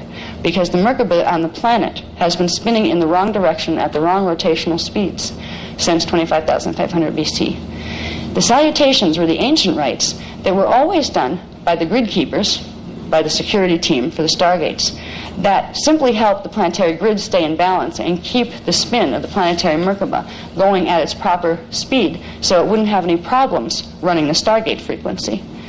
At this point, putting the Merkaba on the personal level back into a healing position is only temporary because the planetary grids hit critical mass and they override what your thought form just did as far as shifting it.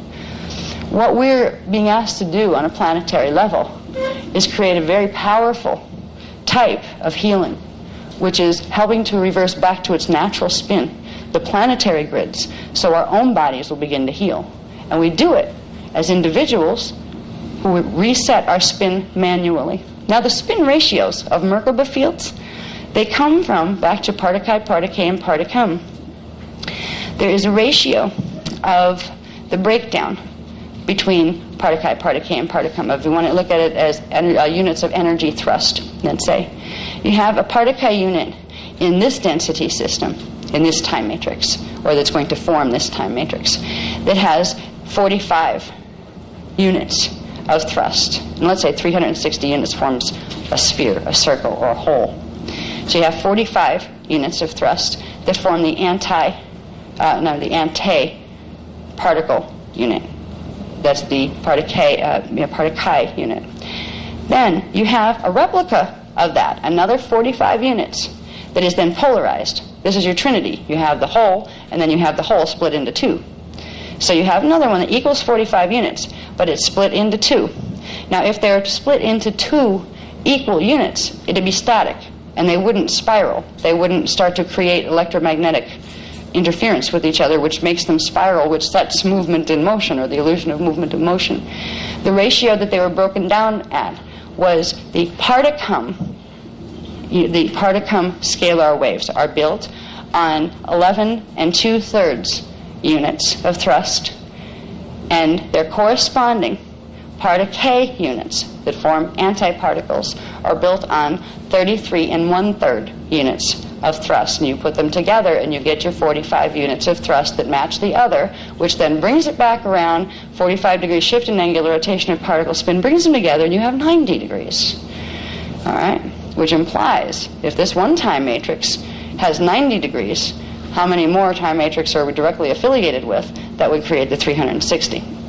But our portion of our Merkaba, planetary galactic universal for this time matrix, is the 11 2/3 magnetic spin ratio and the 33 1/3 electrical spin ratio. It is the natural ratio of balance between particles to antiparticles, and it is the balance that allows for those Vesica Pisces, where the spheres that are formed by the Merkaba fields can interact and intersect with each other, so you have the ability to move up and down through the dimensional scale at will by thought. It has the ability to set these back in their natural order, because right now, because of the magnetic reversals that are taking place in our Merkaba fields, and our Merkaba fields are outside of us here, but they are also inside of us from every unit of particle and antiparticle that we're composed of.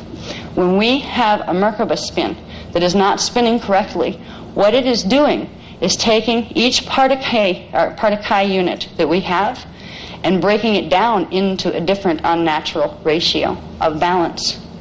And what we've been running on right now has been a balance of, I think it was 34 magnetic to 21 electrical, which is like hugely dense as far as the magnetic particles. Too many particles compared to not enough antiparticles.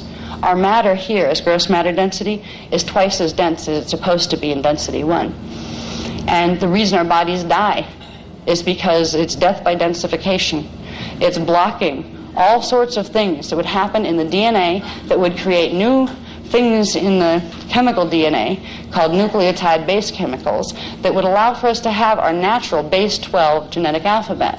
We're running on a base 4 genetic alphabet, which means when we talk about bases, they're simply called the nucleotide bases that form the little ladder rungs. If you know the DNA looks like kind of like a ladder, a spiraling ladder. We would actually have not just 4 chemicals forming those rungs, 4 chemical combinations. We would have 12. That's how our DNA is supposed to be. There's another amazing thing happening on the planet because of this distortion, because it's planetary, remember. It's being run through the planetary grids. It's not only human DNA that's being affected. But if we're 12-strand beings, let's say, because that's what the human imprint is, 12 strands of DNA, not 2, not 3, 12.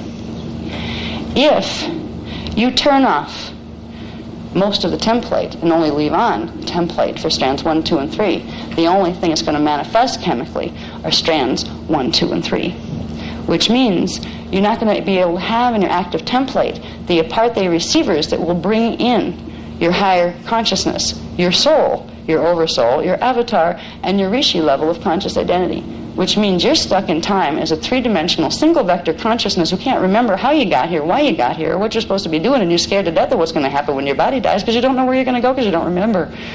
That's the condition the humans are in. In the animal kingdom, the animals have been mutated by these planetary grid distortions as well. Their evolution has been stopped in time. It's like being in an evolutionary loop where you just never go up. You just keep going around and around until eventually you burn out. You eventually start to lose thrust that every time you go through a lifetime where your particles and antiparticles are running in reverse. Instead of creating more energy and jumping up, they start to drain more energy. and they start to slow down, and they start to get tired, and you start to burn out till your consciousness progressively digresses backward until you'll be lucky if you can be born as a mineral. And eventually you'll be a mineral that's part of a planet that, if it keeps doing that, will implode on its core, will implode, and it will go back to space dust. It's called, I think that's a supernova, I think they call them. Actually, no, I think a supernova is what we see when a planet actually jumps up in the next density. I don't know what they call that, but it leaves a black hole once that happens. So we're in a situation, anyway, where we have DNA mutations that were done on purpose here by fallen angelic races who are visiting again and talking to people in the channeling movement. They're calling themselves Archangel this and Archangel that. One of the favorites is Archangel Michael. And I don't want to offend anybody that might think Archangel Michael's a nice person. It's not even a person. It's a matrix of consciousness that's run by the Anunnaki groups. It's affiliated with Galactic Federation, and it's affiliated with the Alpha Omega Order Melchizedeks, which most people in the New Age movement don't know the difference between a Melchizedek cloister and an Alpha Omega Order Melchizedek. The Alpha Omega Order Melchizedeks are the Anunnaki groups of Melchizedeks who have been using, at times, when they needed something, they would work with the founders' races and be nice and pretend they were going to help everybody with the Christos mission. They were given trusts with sacred knowledge, certain portions of it, so they could help. And whenever it suited them, as far as their quest is to take over the halls of Amenti stargates, because they want to hijack this time matrix at D11, literally the whole Stargate system, and they can do it from Earth through the halls of Amenti. These are some of the ancient issues that are coming up right now in our present hologram that were part of our ancient past. It's almost like the present is an ever-expanding and contracting at the same time onion skin, where we're one layer of the skin, that we're perceiving the skin of the hologram. And beneath that there's another, and beneath that there's another, and beneath that there's another. And it also goes out this way. If you're going this side of the skin, it's like a sphere. Then it's on the other side of the skin. There's more skin on this side, and there's more skin on this side. But somewhere in all of it, there's the seed. And the seed is the core time matrix structure, and the point where, before we all entered the hologram and got into the mess of polarization that's been taking place. Now, we're going to get into working with, when we come back from the, what time was the thing, so I don't go over and overshoot? 4 o'clock? What time is it? I can't see that. Oh, good, so I still have time. We'll get into technique. And we will be doing the tribal shield tone activations to begin the process of gaining control over our Merkaba fields when we get back from the break. But in the meantime, I want to explain a little bit more about structure. The structure that Partakai units take and manifestation templates take. We don't need that one. All right, this one is important. This chart gives you a basic understanding of the frequency relationships between our reality system, our hologram, the place I keep referring to as inner Earth, and parallel Earth, and also to Earth, Terra, and Gaia, and the dimensional structure. On this side over here, it's the Particum particle universe, which we have recently learned Particum produce what? Myons, right? So consciousness that's stationed in here is Myon consciousness, and it actually projects out its thought forms in its opposite. It projects out dions, and it sees the dions. It sees the other side as the positive space, as its space, as opposed to the negative space, the space between objects. Now over here we have the Partakai anti-particle universe, which is the universe that's the dion universe, the base electrical, that's the base magnetic. Base magnetic means its primary angles of spin are counterclockwise, which means it's spinning frequency up and out. That's the ascension side. This is the manifestation side, primarily. Now, they each interweave, where I told you before that diagram that was a nightmare to do that I haven't done yet, where you see actually each dimension flips from one to the next, including the ones in here. But you get a primary base as far as, is it primarily counterclockwise, which would be contracting. It would be contracting itself. First, it expands in order to contract. It expands back up to D12, and then contracts so it can get back out. It's your way out of the time matrix if you want to get yourself out of manifestation, or if you want to go from Earth to Terra, or Terra to Gaia, or density 1 to density 2 to density 3. Over here is the primary transmission universal system, which is made of the primarily dyons. This is where antiparticle double lives. It's where your consciousness is stationed, that experiences the hologram of manifestation. But it's the you that takes the other set of thought patterns that you don't. With every thought pattern, it implies there's a positive one that is a higher frequency, a negative one that is a lower frequency, and there may be benign thought patterns. It doesn't mean the lower one is a bad thought pattern. It just means it's a lower frequency and it has a higher expression, which would be the higher frequency, which would be this one. Then there's the middle zone one. So you have 3 thought patterns going on all at once and 3 selves that are experiencing them all. One station of consciousness is in a body here, one is here, and one is here. Here is the particle antiparticle universe. This is the blending of these two. And these systems, when you look up in the sky, you will see 2 suns. You will see what appears as the sun from here and the sun from here as the 2 suns of the inner Earth system planets. You'll also see much more light as opposed to darkness. These are the time bands that when we go through the star activation cycle and into what I talked about before as the Bridge Zone project, these will be the time bands that this one is going to be blended in with. Because if it wasn't, it was going to have a collision with this one in where these spins were reversed and they were not the way they were supposed to be. So they would repel each other, which would have thrown the particle base of this system into alignment with the fallen time matrix that's off the grids. So it would have pulled the whole Earth, Tara, and Gaia literally into that time matrix, which would have created a real intergalactic mess for a lot of species in ours. We're going to be linking with this time matrix. And this one is going to be linking with another one that cuts through at a different angle, which would be the anti to this one. And this is an expanded one. It's these two put together to make a whole, which implies there's another opposite to that whole. That's, if you know, this would be bigger. This would be this one and this one put together equals this amount. Then you would have this one has an equal amount somewhere else, different time matrix. It's a neighboring time matrix, not just a parallel, but a neighboring one that has its own parallel. It's going to get its link. The inner Earth will link to that other time matrix. It will give it enough thrust to hold this section of our time matrix intact, because this part right here is going into shift at this point. Parallel Earth, as I had mentioned before, is going into full roll. It's going into cataclysmic pole shift because their intervention didn't get there in time over there. Actually, the intervention was offered, but our antiparticle doubles of a lot of us there didn't want to be bothered. And they allowed more and more of the Anunnaki to invade through the New Age movement until there were so many people that used to be humans in human bodies that got bounced out of their bodies and they took over, that they started to run the Templar in reverse when the Stargates opened.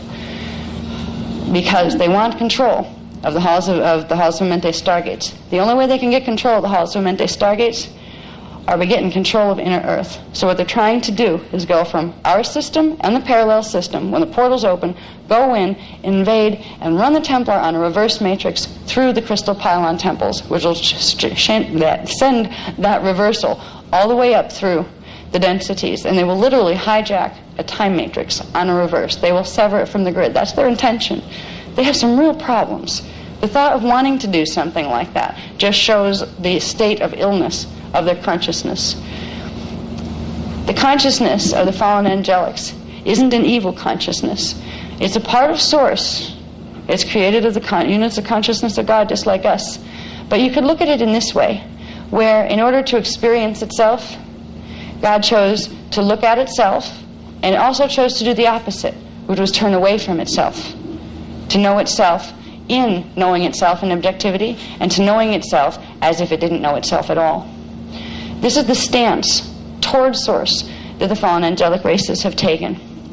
And they have a different evolutionary path that they will experience because of that. Eventually, if they don't make the other choice, where they choose to turn and meet Source head on and say, I am one with Source, yes, I am, we are one, and start acting in a way of love rather than separation, they will find themselves in a time matrix that falls off the grid and eventually goes back to Source, because it all goes back to Source. You can't escape from Source. It is the Source, and it's the only place everything takes place in. But they will go back as particle dust, as little vibrational units that don't hold a memory matrix with them. Yes?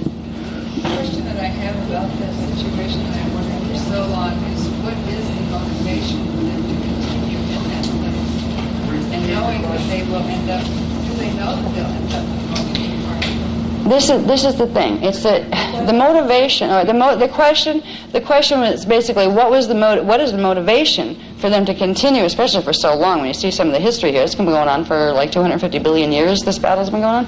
Why? What is their motivation? What are they trying to accomplish? Why would they want to do something like this? And the answer to why is because they don't know any better. They're extremely intelligent. They know mechanics. They know the way things work. But there's something called code convolution. This is where you have a random element or a probability factor or a chance of fact, the opportunity for chance to take place within the creation of source, even though you have divine order and divine chaos perfectly balanced. There is a factor in between the two of them that by combining energy in certain ways, there's always the element of surprise, like a scientist in a laboratory. Well, let's see, I'll mix this together and I'll mix that together and see what happens. And lots of times you come out with really neat stuff, and other times you blow up the laboratory and go, didn't mean to do that. Source is capable of knowing itself in those ways too. And that is what happened with the Anunnaki and the Draconian races. Basically, the founders' races are the races that seeded this time matrix. They started out first as source. Source came into the primal sound fields as a collective of sound, of identity expressed as sound. They're called the Yanis, ascended masters level of consciousness. They're the real ascended masters, not little fake guys that say, I'm from D5, I ascended, because that doesn't count. You just went up a little. You have the Yanis consciousness collectives. You have consciousness collectives that came into the primal light fields. They're called your rishi levels of consciousness. When you get down into the beginnings of moving into matter, into the pre-matter system, D12, 11, and 10, density 4. That's where we have something called the Christos founders races. That's where the primal consciousness of the rishi, which is identity expressed as light, all right, doesn't have form, shape, three-dimensionality yet. It just is light. Where that comes down into the beginnings of form, into the pre-matter template, and into the hydroplasmic form, which is pale silver liquid light. It's like, I don't know if you ever saw the Terminator movies that had that guy that was made out of silver who he could turn into a puddle and then, build himself back up again and shapeshift and that kind of stuff. Well, it's kind of like that. And it looks like that, but it doesn't feel heavy like that. Looks like it feels kind of heavy to carry that kind of frequency around. These are the Christos founders races. And they had a primary template. It was a little bit different. You had 3 basic sets of Christos founders races that came out of the 3 primary identities that formed the 3 primary light fields. All right, in density 5, when the identity was still as light, you had 3 primary light fields: the blue flame, the Akkadic level, the violet flame, the triadic level, and the one in between, the gold flame. That was the polaric level.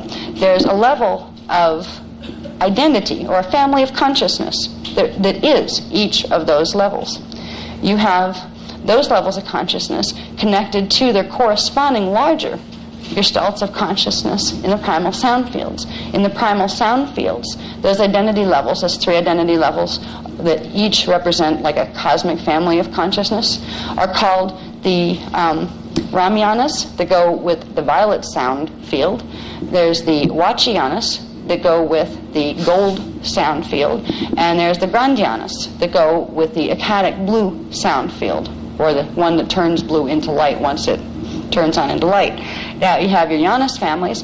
You have in density 5, in pure light form, or gaseous light form, which looks like flaming suns. They're spheres of flaming light, gaseous light. What do we see when we look at our sun up there? A sphere of flaming gaseous light. But they're lots bigger up there, because this is only looking from density 1 to density 2. This is all the way up to density 5. These are the sons of God, the sons of light. The original meaning of that was not, they're all boys. It was, they are sons, radiating presences, beings of energy. Right? Well, each one of those 3, they're called the Brennau Rishi, the 3 Brennau Rishi families.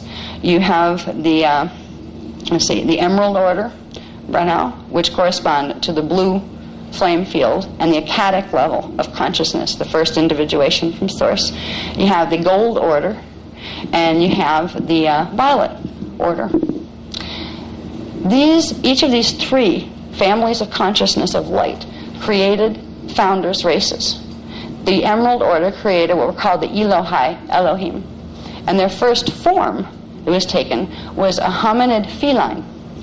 So actually, humans are closest related to the hominid feline because the Emerald Order were the ones who created the original imprint for humans and have supervised the evolution of consciousness. In other words, human souls are fragments of the founders, the Elohai, Emerald Order founders, who have come into incarnation. Now, the human form was interesting because it was created as a cooperative venture between the Emerald Order, Elohai, Elohim, the Gold Order, Seraphi, Seraphim. Now, these were the old angel names that used to be in the Bible and in a few different reference books from ancient of times. The Seraphi, Seraphim created different primary forms. They created reptilian forms, insectoid forms, and avian forms. And they were good. They weren't negative draconians or anything. They were founders' races. And then you had the Brahmarama, Christos founders' races, that were of the violet Brenau Rishi, the violet order. They created primarily cetacean forms. Now, they were the beginnings of creating races in manifest form in this time matrix. And how you create a race is you create a thought form. I mean, you assemble this template, and it's going to be like this. And you create the template very well. The last life wave that these guys were seeded in here, or seeded this time matrix with, was 950 billion years ago. And it went really, really well until in time terms. Now, time is a point in vibration. So from this point in vibration, if you translated it into movement of time, these are where these time figures come from. All right, the point in this time matrix that would translate to 250 billion years ago, there was certain things that had happened. As the Christos founders race, it has made more smaller different types of races by combining the races that they had. Here on Earth, if families are a little too close and there's a lot of inbreeding that happens within the genetic lines, distortions start to show up in the genetic template that begin to show evidence of the template not performing as it was originally intended, where characteristics that were desirable start to back off and you start to get mutations that weren't intended. This can happen in chemical DNA down here because it's happening in the template. That's what causes it. And if it can happen down here, as above, so below, and vice versa. What happened that created the whole mess in this time matrix was one of the families of the Elohai Elohim had created a group of beings with the Brahmarama races, which are the violet ray races. And this group was an hominid ape form. The hominid ape forms were also a form of Elohim. They're originally part of the Christos founders races. Certain families of the Emerald Order and the Violet Order had combined to create this form. There were 3 planets that existed in density 4 in what was called the Cradle of Lyra. And the beings that became what are now the Anunnaki, that used to be part of the Elohai family primarily, began to suffer from distortions of consciousness that were caused by distortions in their template because they had mixed and mixed and mixed their own stock for so long that it started to create strange electromagnetic effects in the template. When you get distortions in template, you will get distortions in consciousness, perception, cognition, feeling, and understanding, even on that level. Because of the distortions that they had, there was a similar problem happening on a very nearby planet. The planets that I'm talking about were the density 4 equivalents of what was called Vega in Lyra. That was the D10 planet where the Seraphi Seraphim had seeded reptilian and draconian and insectoid type races. Then you had the D11 level of the Lyra system, the Cradle of Lyra, which was a planet called Avion.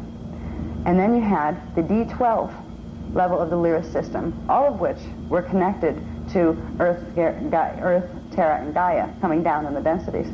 The D12 level is where the Gate 12, Stargate 12, was located. This planet was called Aramatena.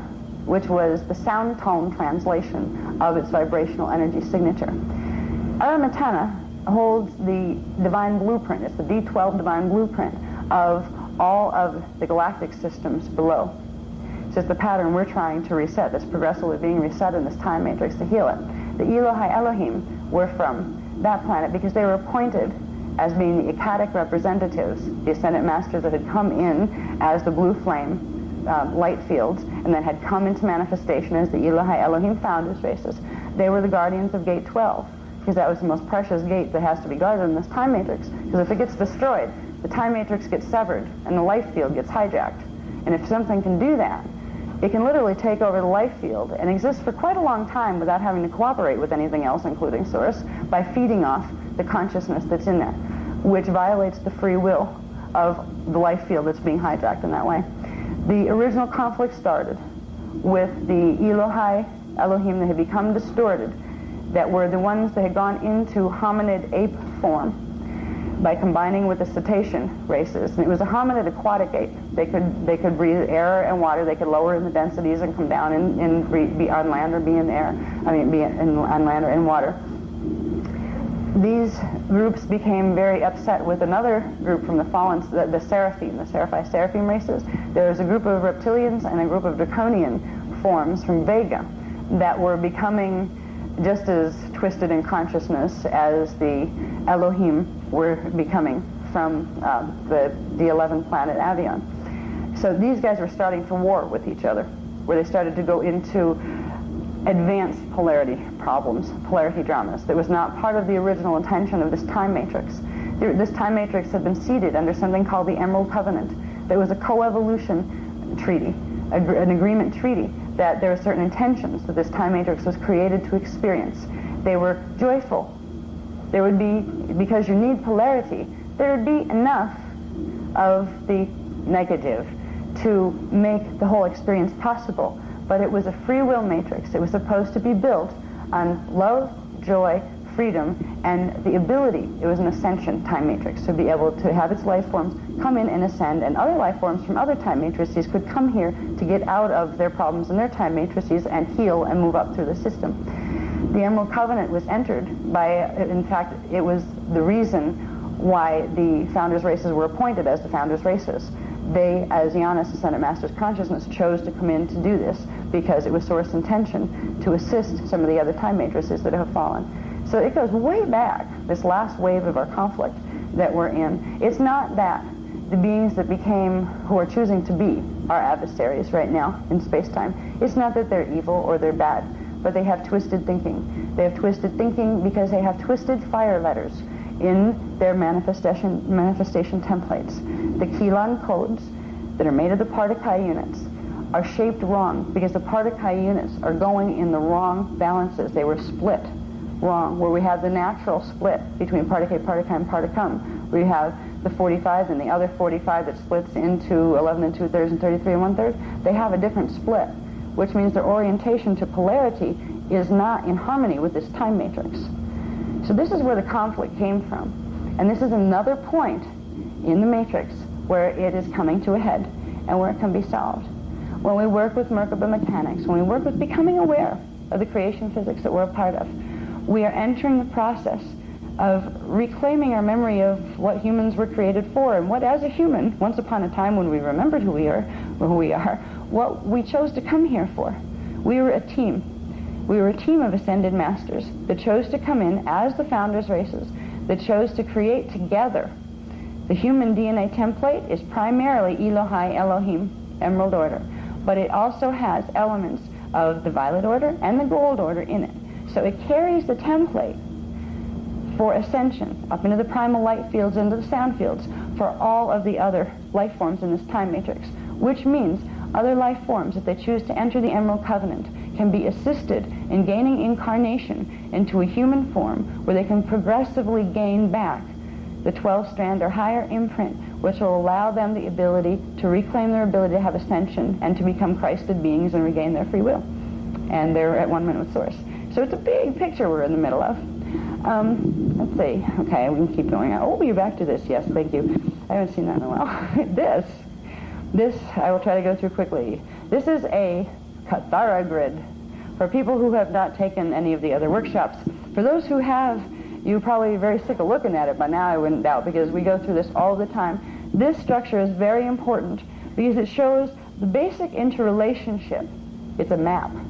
It's a basic interrelationship of the primal structure that all manifestation templates are based on. It's the primal structure by which Source created the holographic projection field that we could then enter to experience the hologram.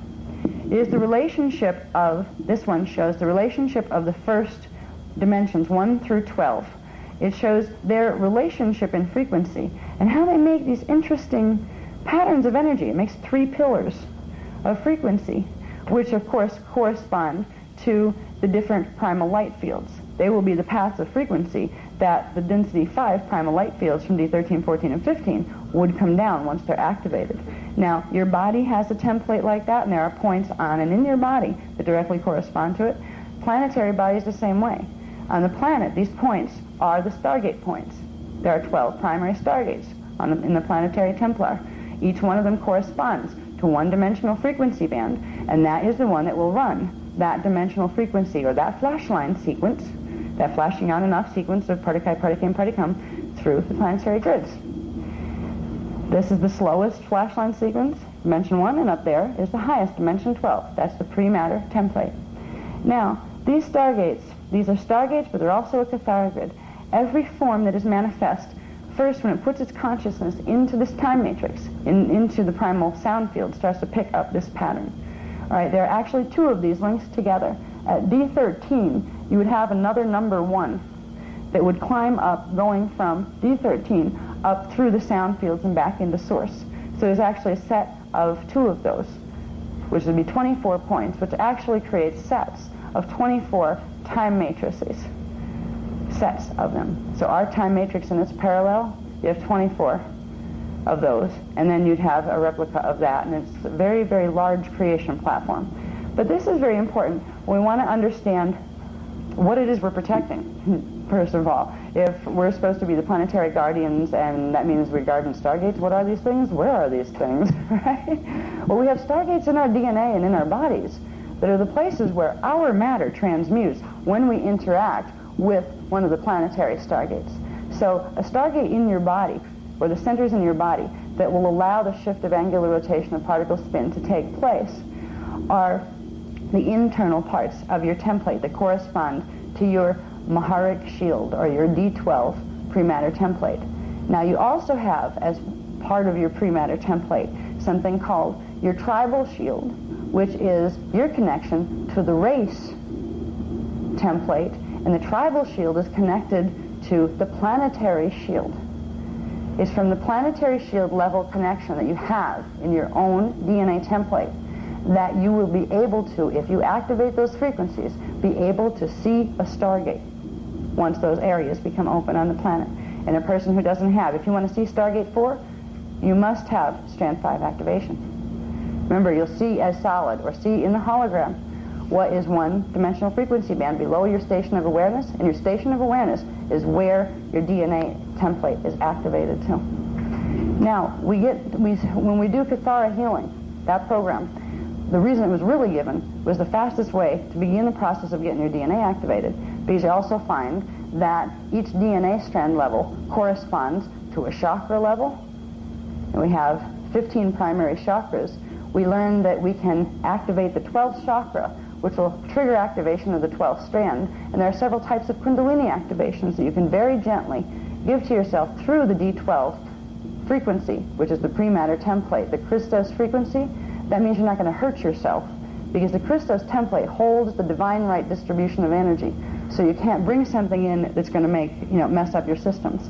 So when you do it through the D12 frequency, which is a place that actually opens below your feet, the 12th chakra is below your feet about 6 inches, and the place where you activate your Maharic shield, or the portion of your DNA template that holds the entire strand template, is about 12 inches below the feet. That's what I believe they started this class with yesterday. Phil was reading it, and Marianne, I think. That is the beginning of the process of working with the frequencies. So when we're dealing with Stargates, it's important to realize they're inside And they're outside too. And to see the outside ones, you've got to open the inside ones.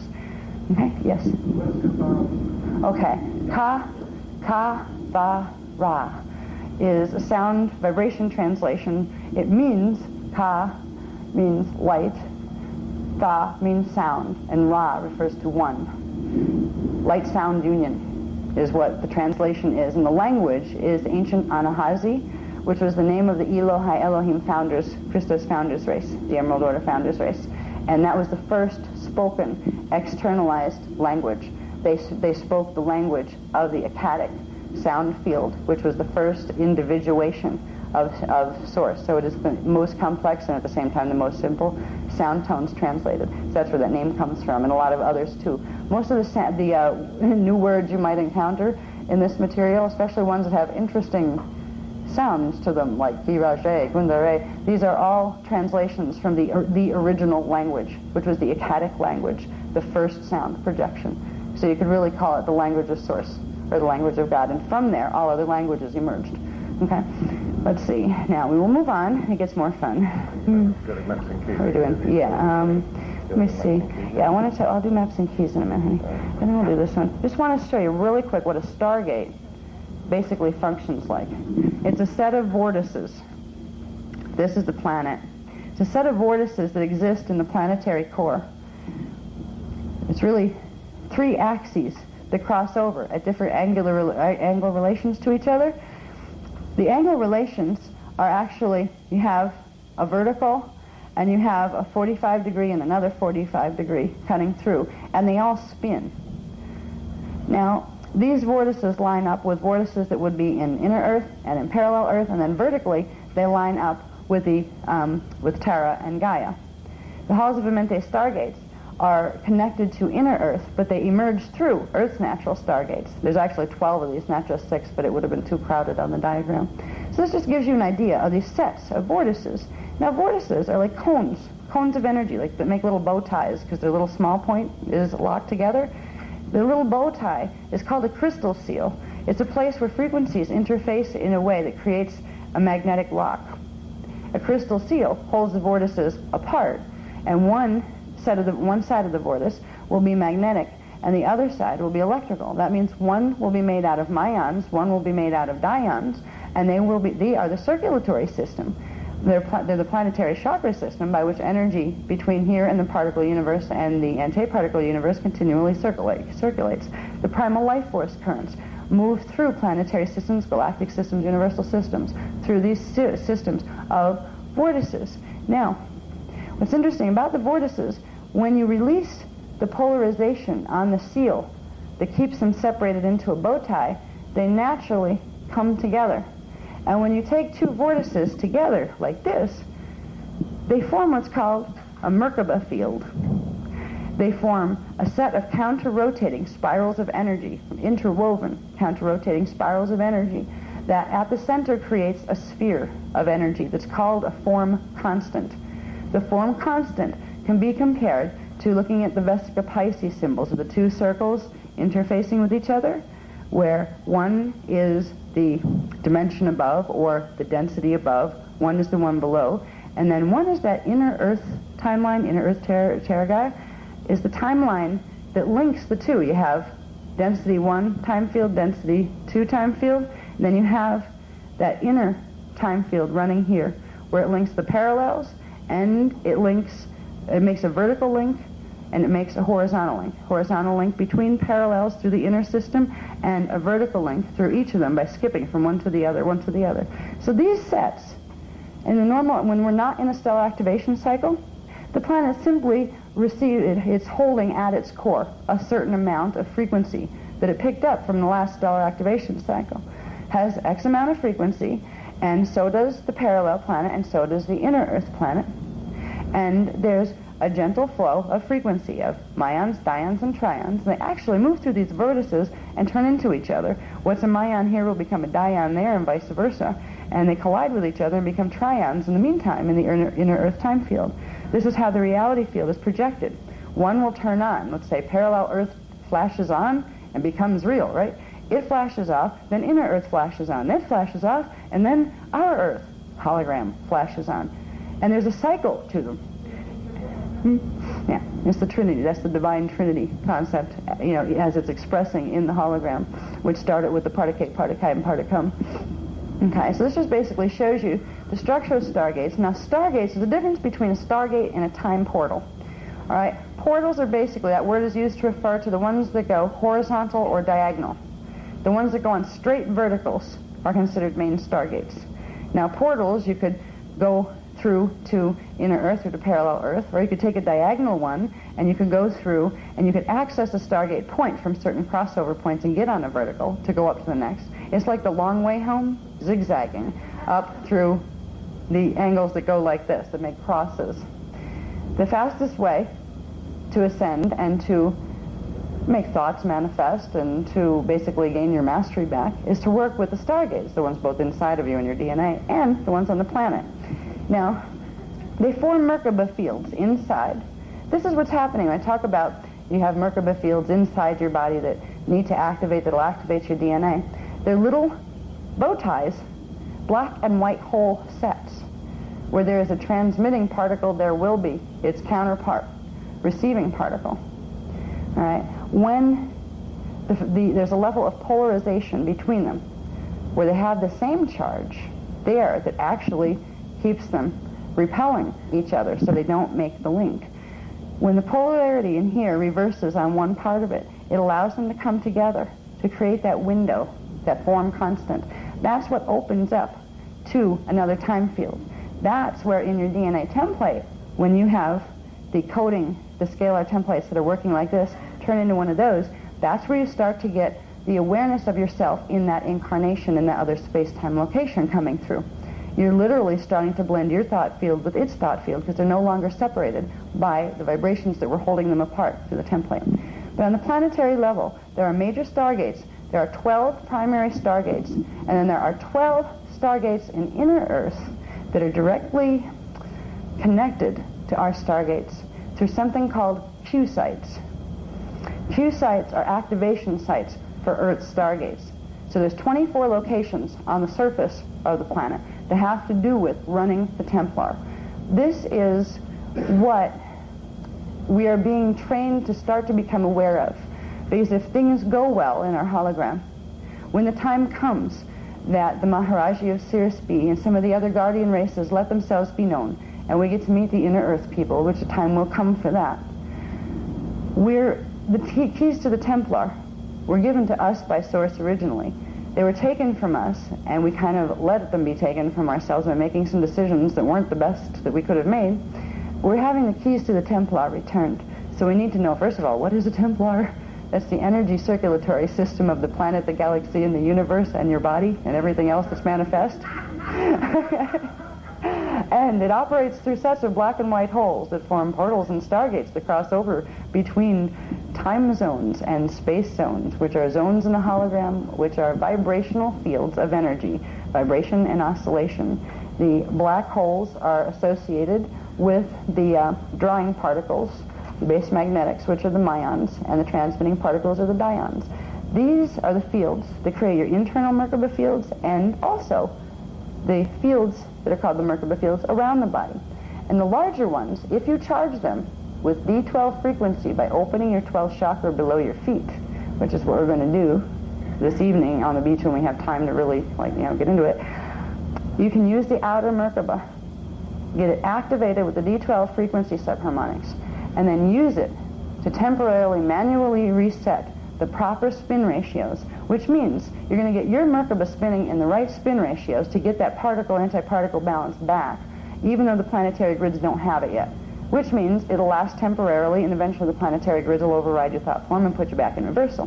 But it's the beginning process, learning to use your own stargates, which is your Merkaba field, to get control of your body. So you and your body and your what's in between, which is your emotional self, it's kind of sandwiched in between your mental body and your physical body, where you can all have a reacquaintance party and start to get to know each other a little better, where you start to feel more connected to yourself here, and also it will begin the process of bringing in your higher levels of consciousness.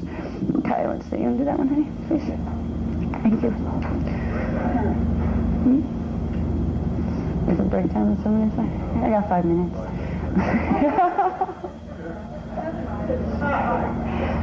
Yeah. All right, 5 or 7 minutes I can get all the way through Stargates before we go to break. Then we can pick up something else. But okay. Now, this diagram shows, now these diagrams are all in the Templar manual. So those of you who've gotten that, you do have these diagrams. This shows a bit of what I showed you before with the Particum universe, which is the one our consciousness is stationed in right now, or the majority of our consciousness is stationed in. You have the inner Earth line. These represent timelines, okay? Progressions of cycles of time. A cycle of time is a cycle of vibration and oscillation the consciousness adopts within itself that gives it a format for sequencing energy projection, so its hologram of moments can project out from one to the next, to the next, to the next, okay? So these are timelines and time cycles, but in truth they are vibrational oscillation patterns that you hold within your consciousness that keep you rooted in the hologram. So to move from one time space-time to another means not only shifting the angular rotation of particle spin, it means you're going to change the time rhythms that your consciousness and your body is functioning on. It means you're going to change the flash lines that we talked about. If you're in density 1, that means you're following a set of 3 flash line programs that interface with each other that go to the rhythm of the density 1 system. If you want to go to density 2, you need to raise that frequency up to the density 2 rhythms. What will change your flash line sequences is changing the speed of your Merkaba. And when you use the original Christos Merkaba pattern, which is the 33 1/3 and 11 2/3 breakdown between magnetic and electrical, it will naturally reset them and get the right speeds going on every level of the Merkaba. So this diagram shows you the 3 systems again, the parallel, our system, and the inner Earth. And this is the Cathara grid run at a bit of an angle. This shows you the connections. Remember the Cathara grid showed the 12 primary stargates that go from D1 up into D12 pre-matter? That's the first step of getting out of density or getting mastery over the coming in and going out process. This shows you how they link, how the 12 primary stargates link through the bodies of density 1 Earth, density 2 Terra, density 3 Gaia, and then they would link to the Christos template, which is density 4 Aramitena, through SG, Stargate 10, 11, and 12. Here's the same set of them working in inner Earth, but inner Earth is this and this combined. So it not only has this template of the 12 stargates that are running in the parallel, they actually run in the reverse rotation to the ones in ours, because stargates rotate. It has both, so it has twice as many stargates, just like it has 2 suns.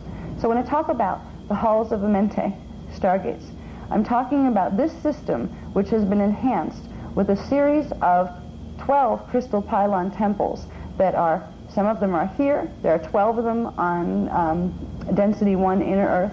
There are a set of 12 for each of the planetary level stargates on density 2 Terra. For each one of these, which represent the universal stargates, there are 12 universal ones. Then there on every planet, there are 12 points, 12 planetary ones, where those 12 universal ones plug in. So there is a set of crystal pylon temples. Now, in the front of the manual, this manual, we have Leela to thank for these pictures. Leela, a friend of ours here, got sent on a journey. Do you see these crystal pictures here with the little person? The little person there is Leela. She got to go to see these.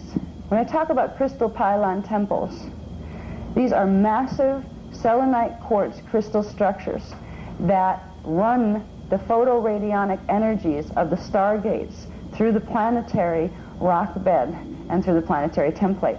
They keep the inner Earth stargates opened at all times, so the inner Earth does not have to wait for a stellar activation cycle in order to benefit from the frequencies that come through from the stargates. It's all right to leave your stargates open if they're being properly maintained and kept in balance. What they will do is provide a massive free energy system for the planet that has awesome power, that doesn't create any nuclear waste, that doesn't create any... It's a power that's in harmony with Source, because it's built upon the proper use of Source energy and the natural use of Source elements. So when I talk about the halls of Amenti, I'm talking about the gates and the temples, these beautiful crystals They look like those massive, these are tiny ones compared to the size of them. They're like the size, bigger than the Empire State Building type crystals. These are crystals you could live in, all right? Like, the only thing I've ever seen that comes close to them is in quite a while ago they had that first Superman movie out. I remember a scene where he was a baby and there was these massive crystal caves. They're absolutely gorgeous. I got so homesick when I said, oh, I know I've been there. You know, those places exist. There's some of the things we will get to see eventually. If we can make the shift of consciousness and the shift of particle spin into the chemical matter base, where our chemical matter base would be in the inner Earth timeline. I have been to inner Earth because I've had help. When I was in my childhood, I had help of making that particle spin shift. With the DNA activation, I had help because I was taken there for training. That's where I got my Melchizedek Cloister ordinations. By the way, I'm not of the Alpha Omega order. I'm not an Anunnaki.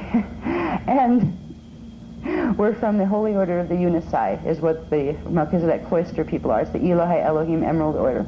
Anyway, inner Earth exists, and it is one of the most beautiful reality fields that I remember experiencing since I've been in the densities. There's a lot of places I don't remember in this body. I can't hold all the memory in this body.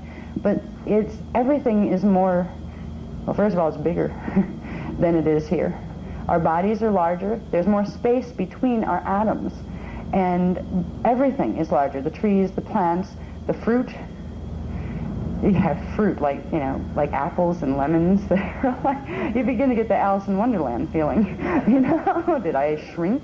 You know, no, you grew. You know? So these are real places.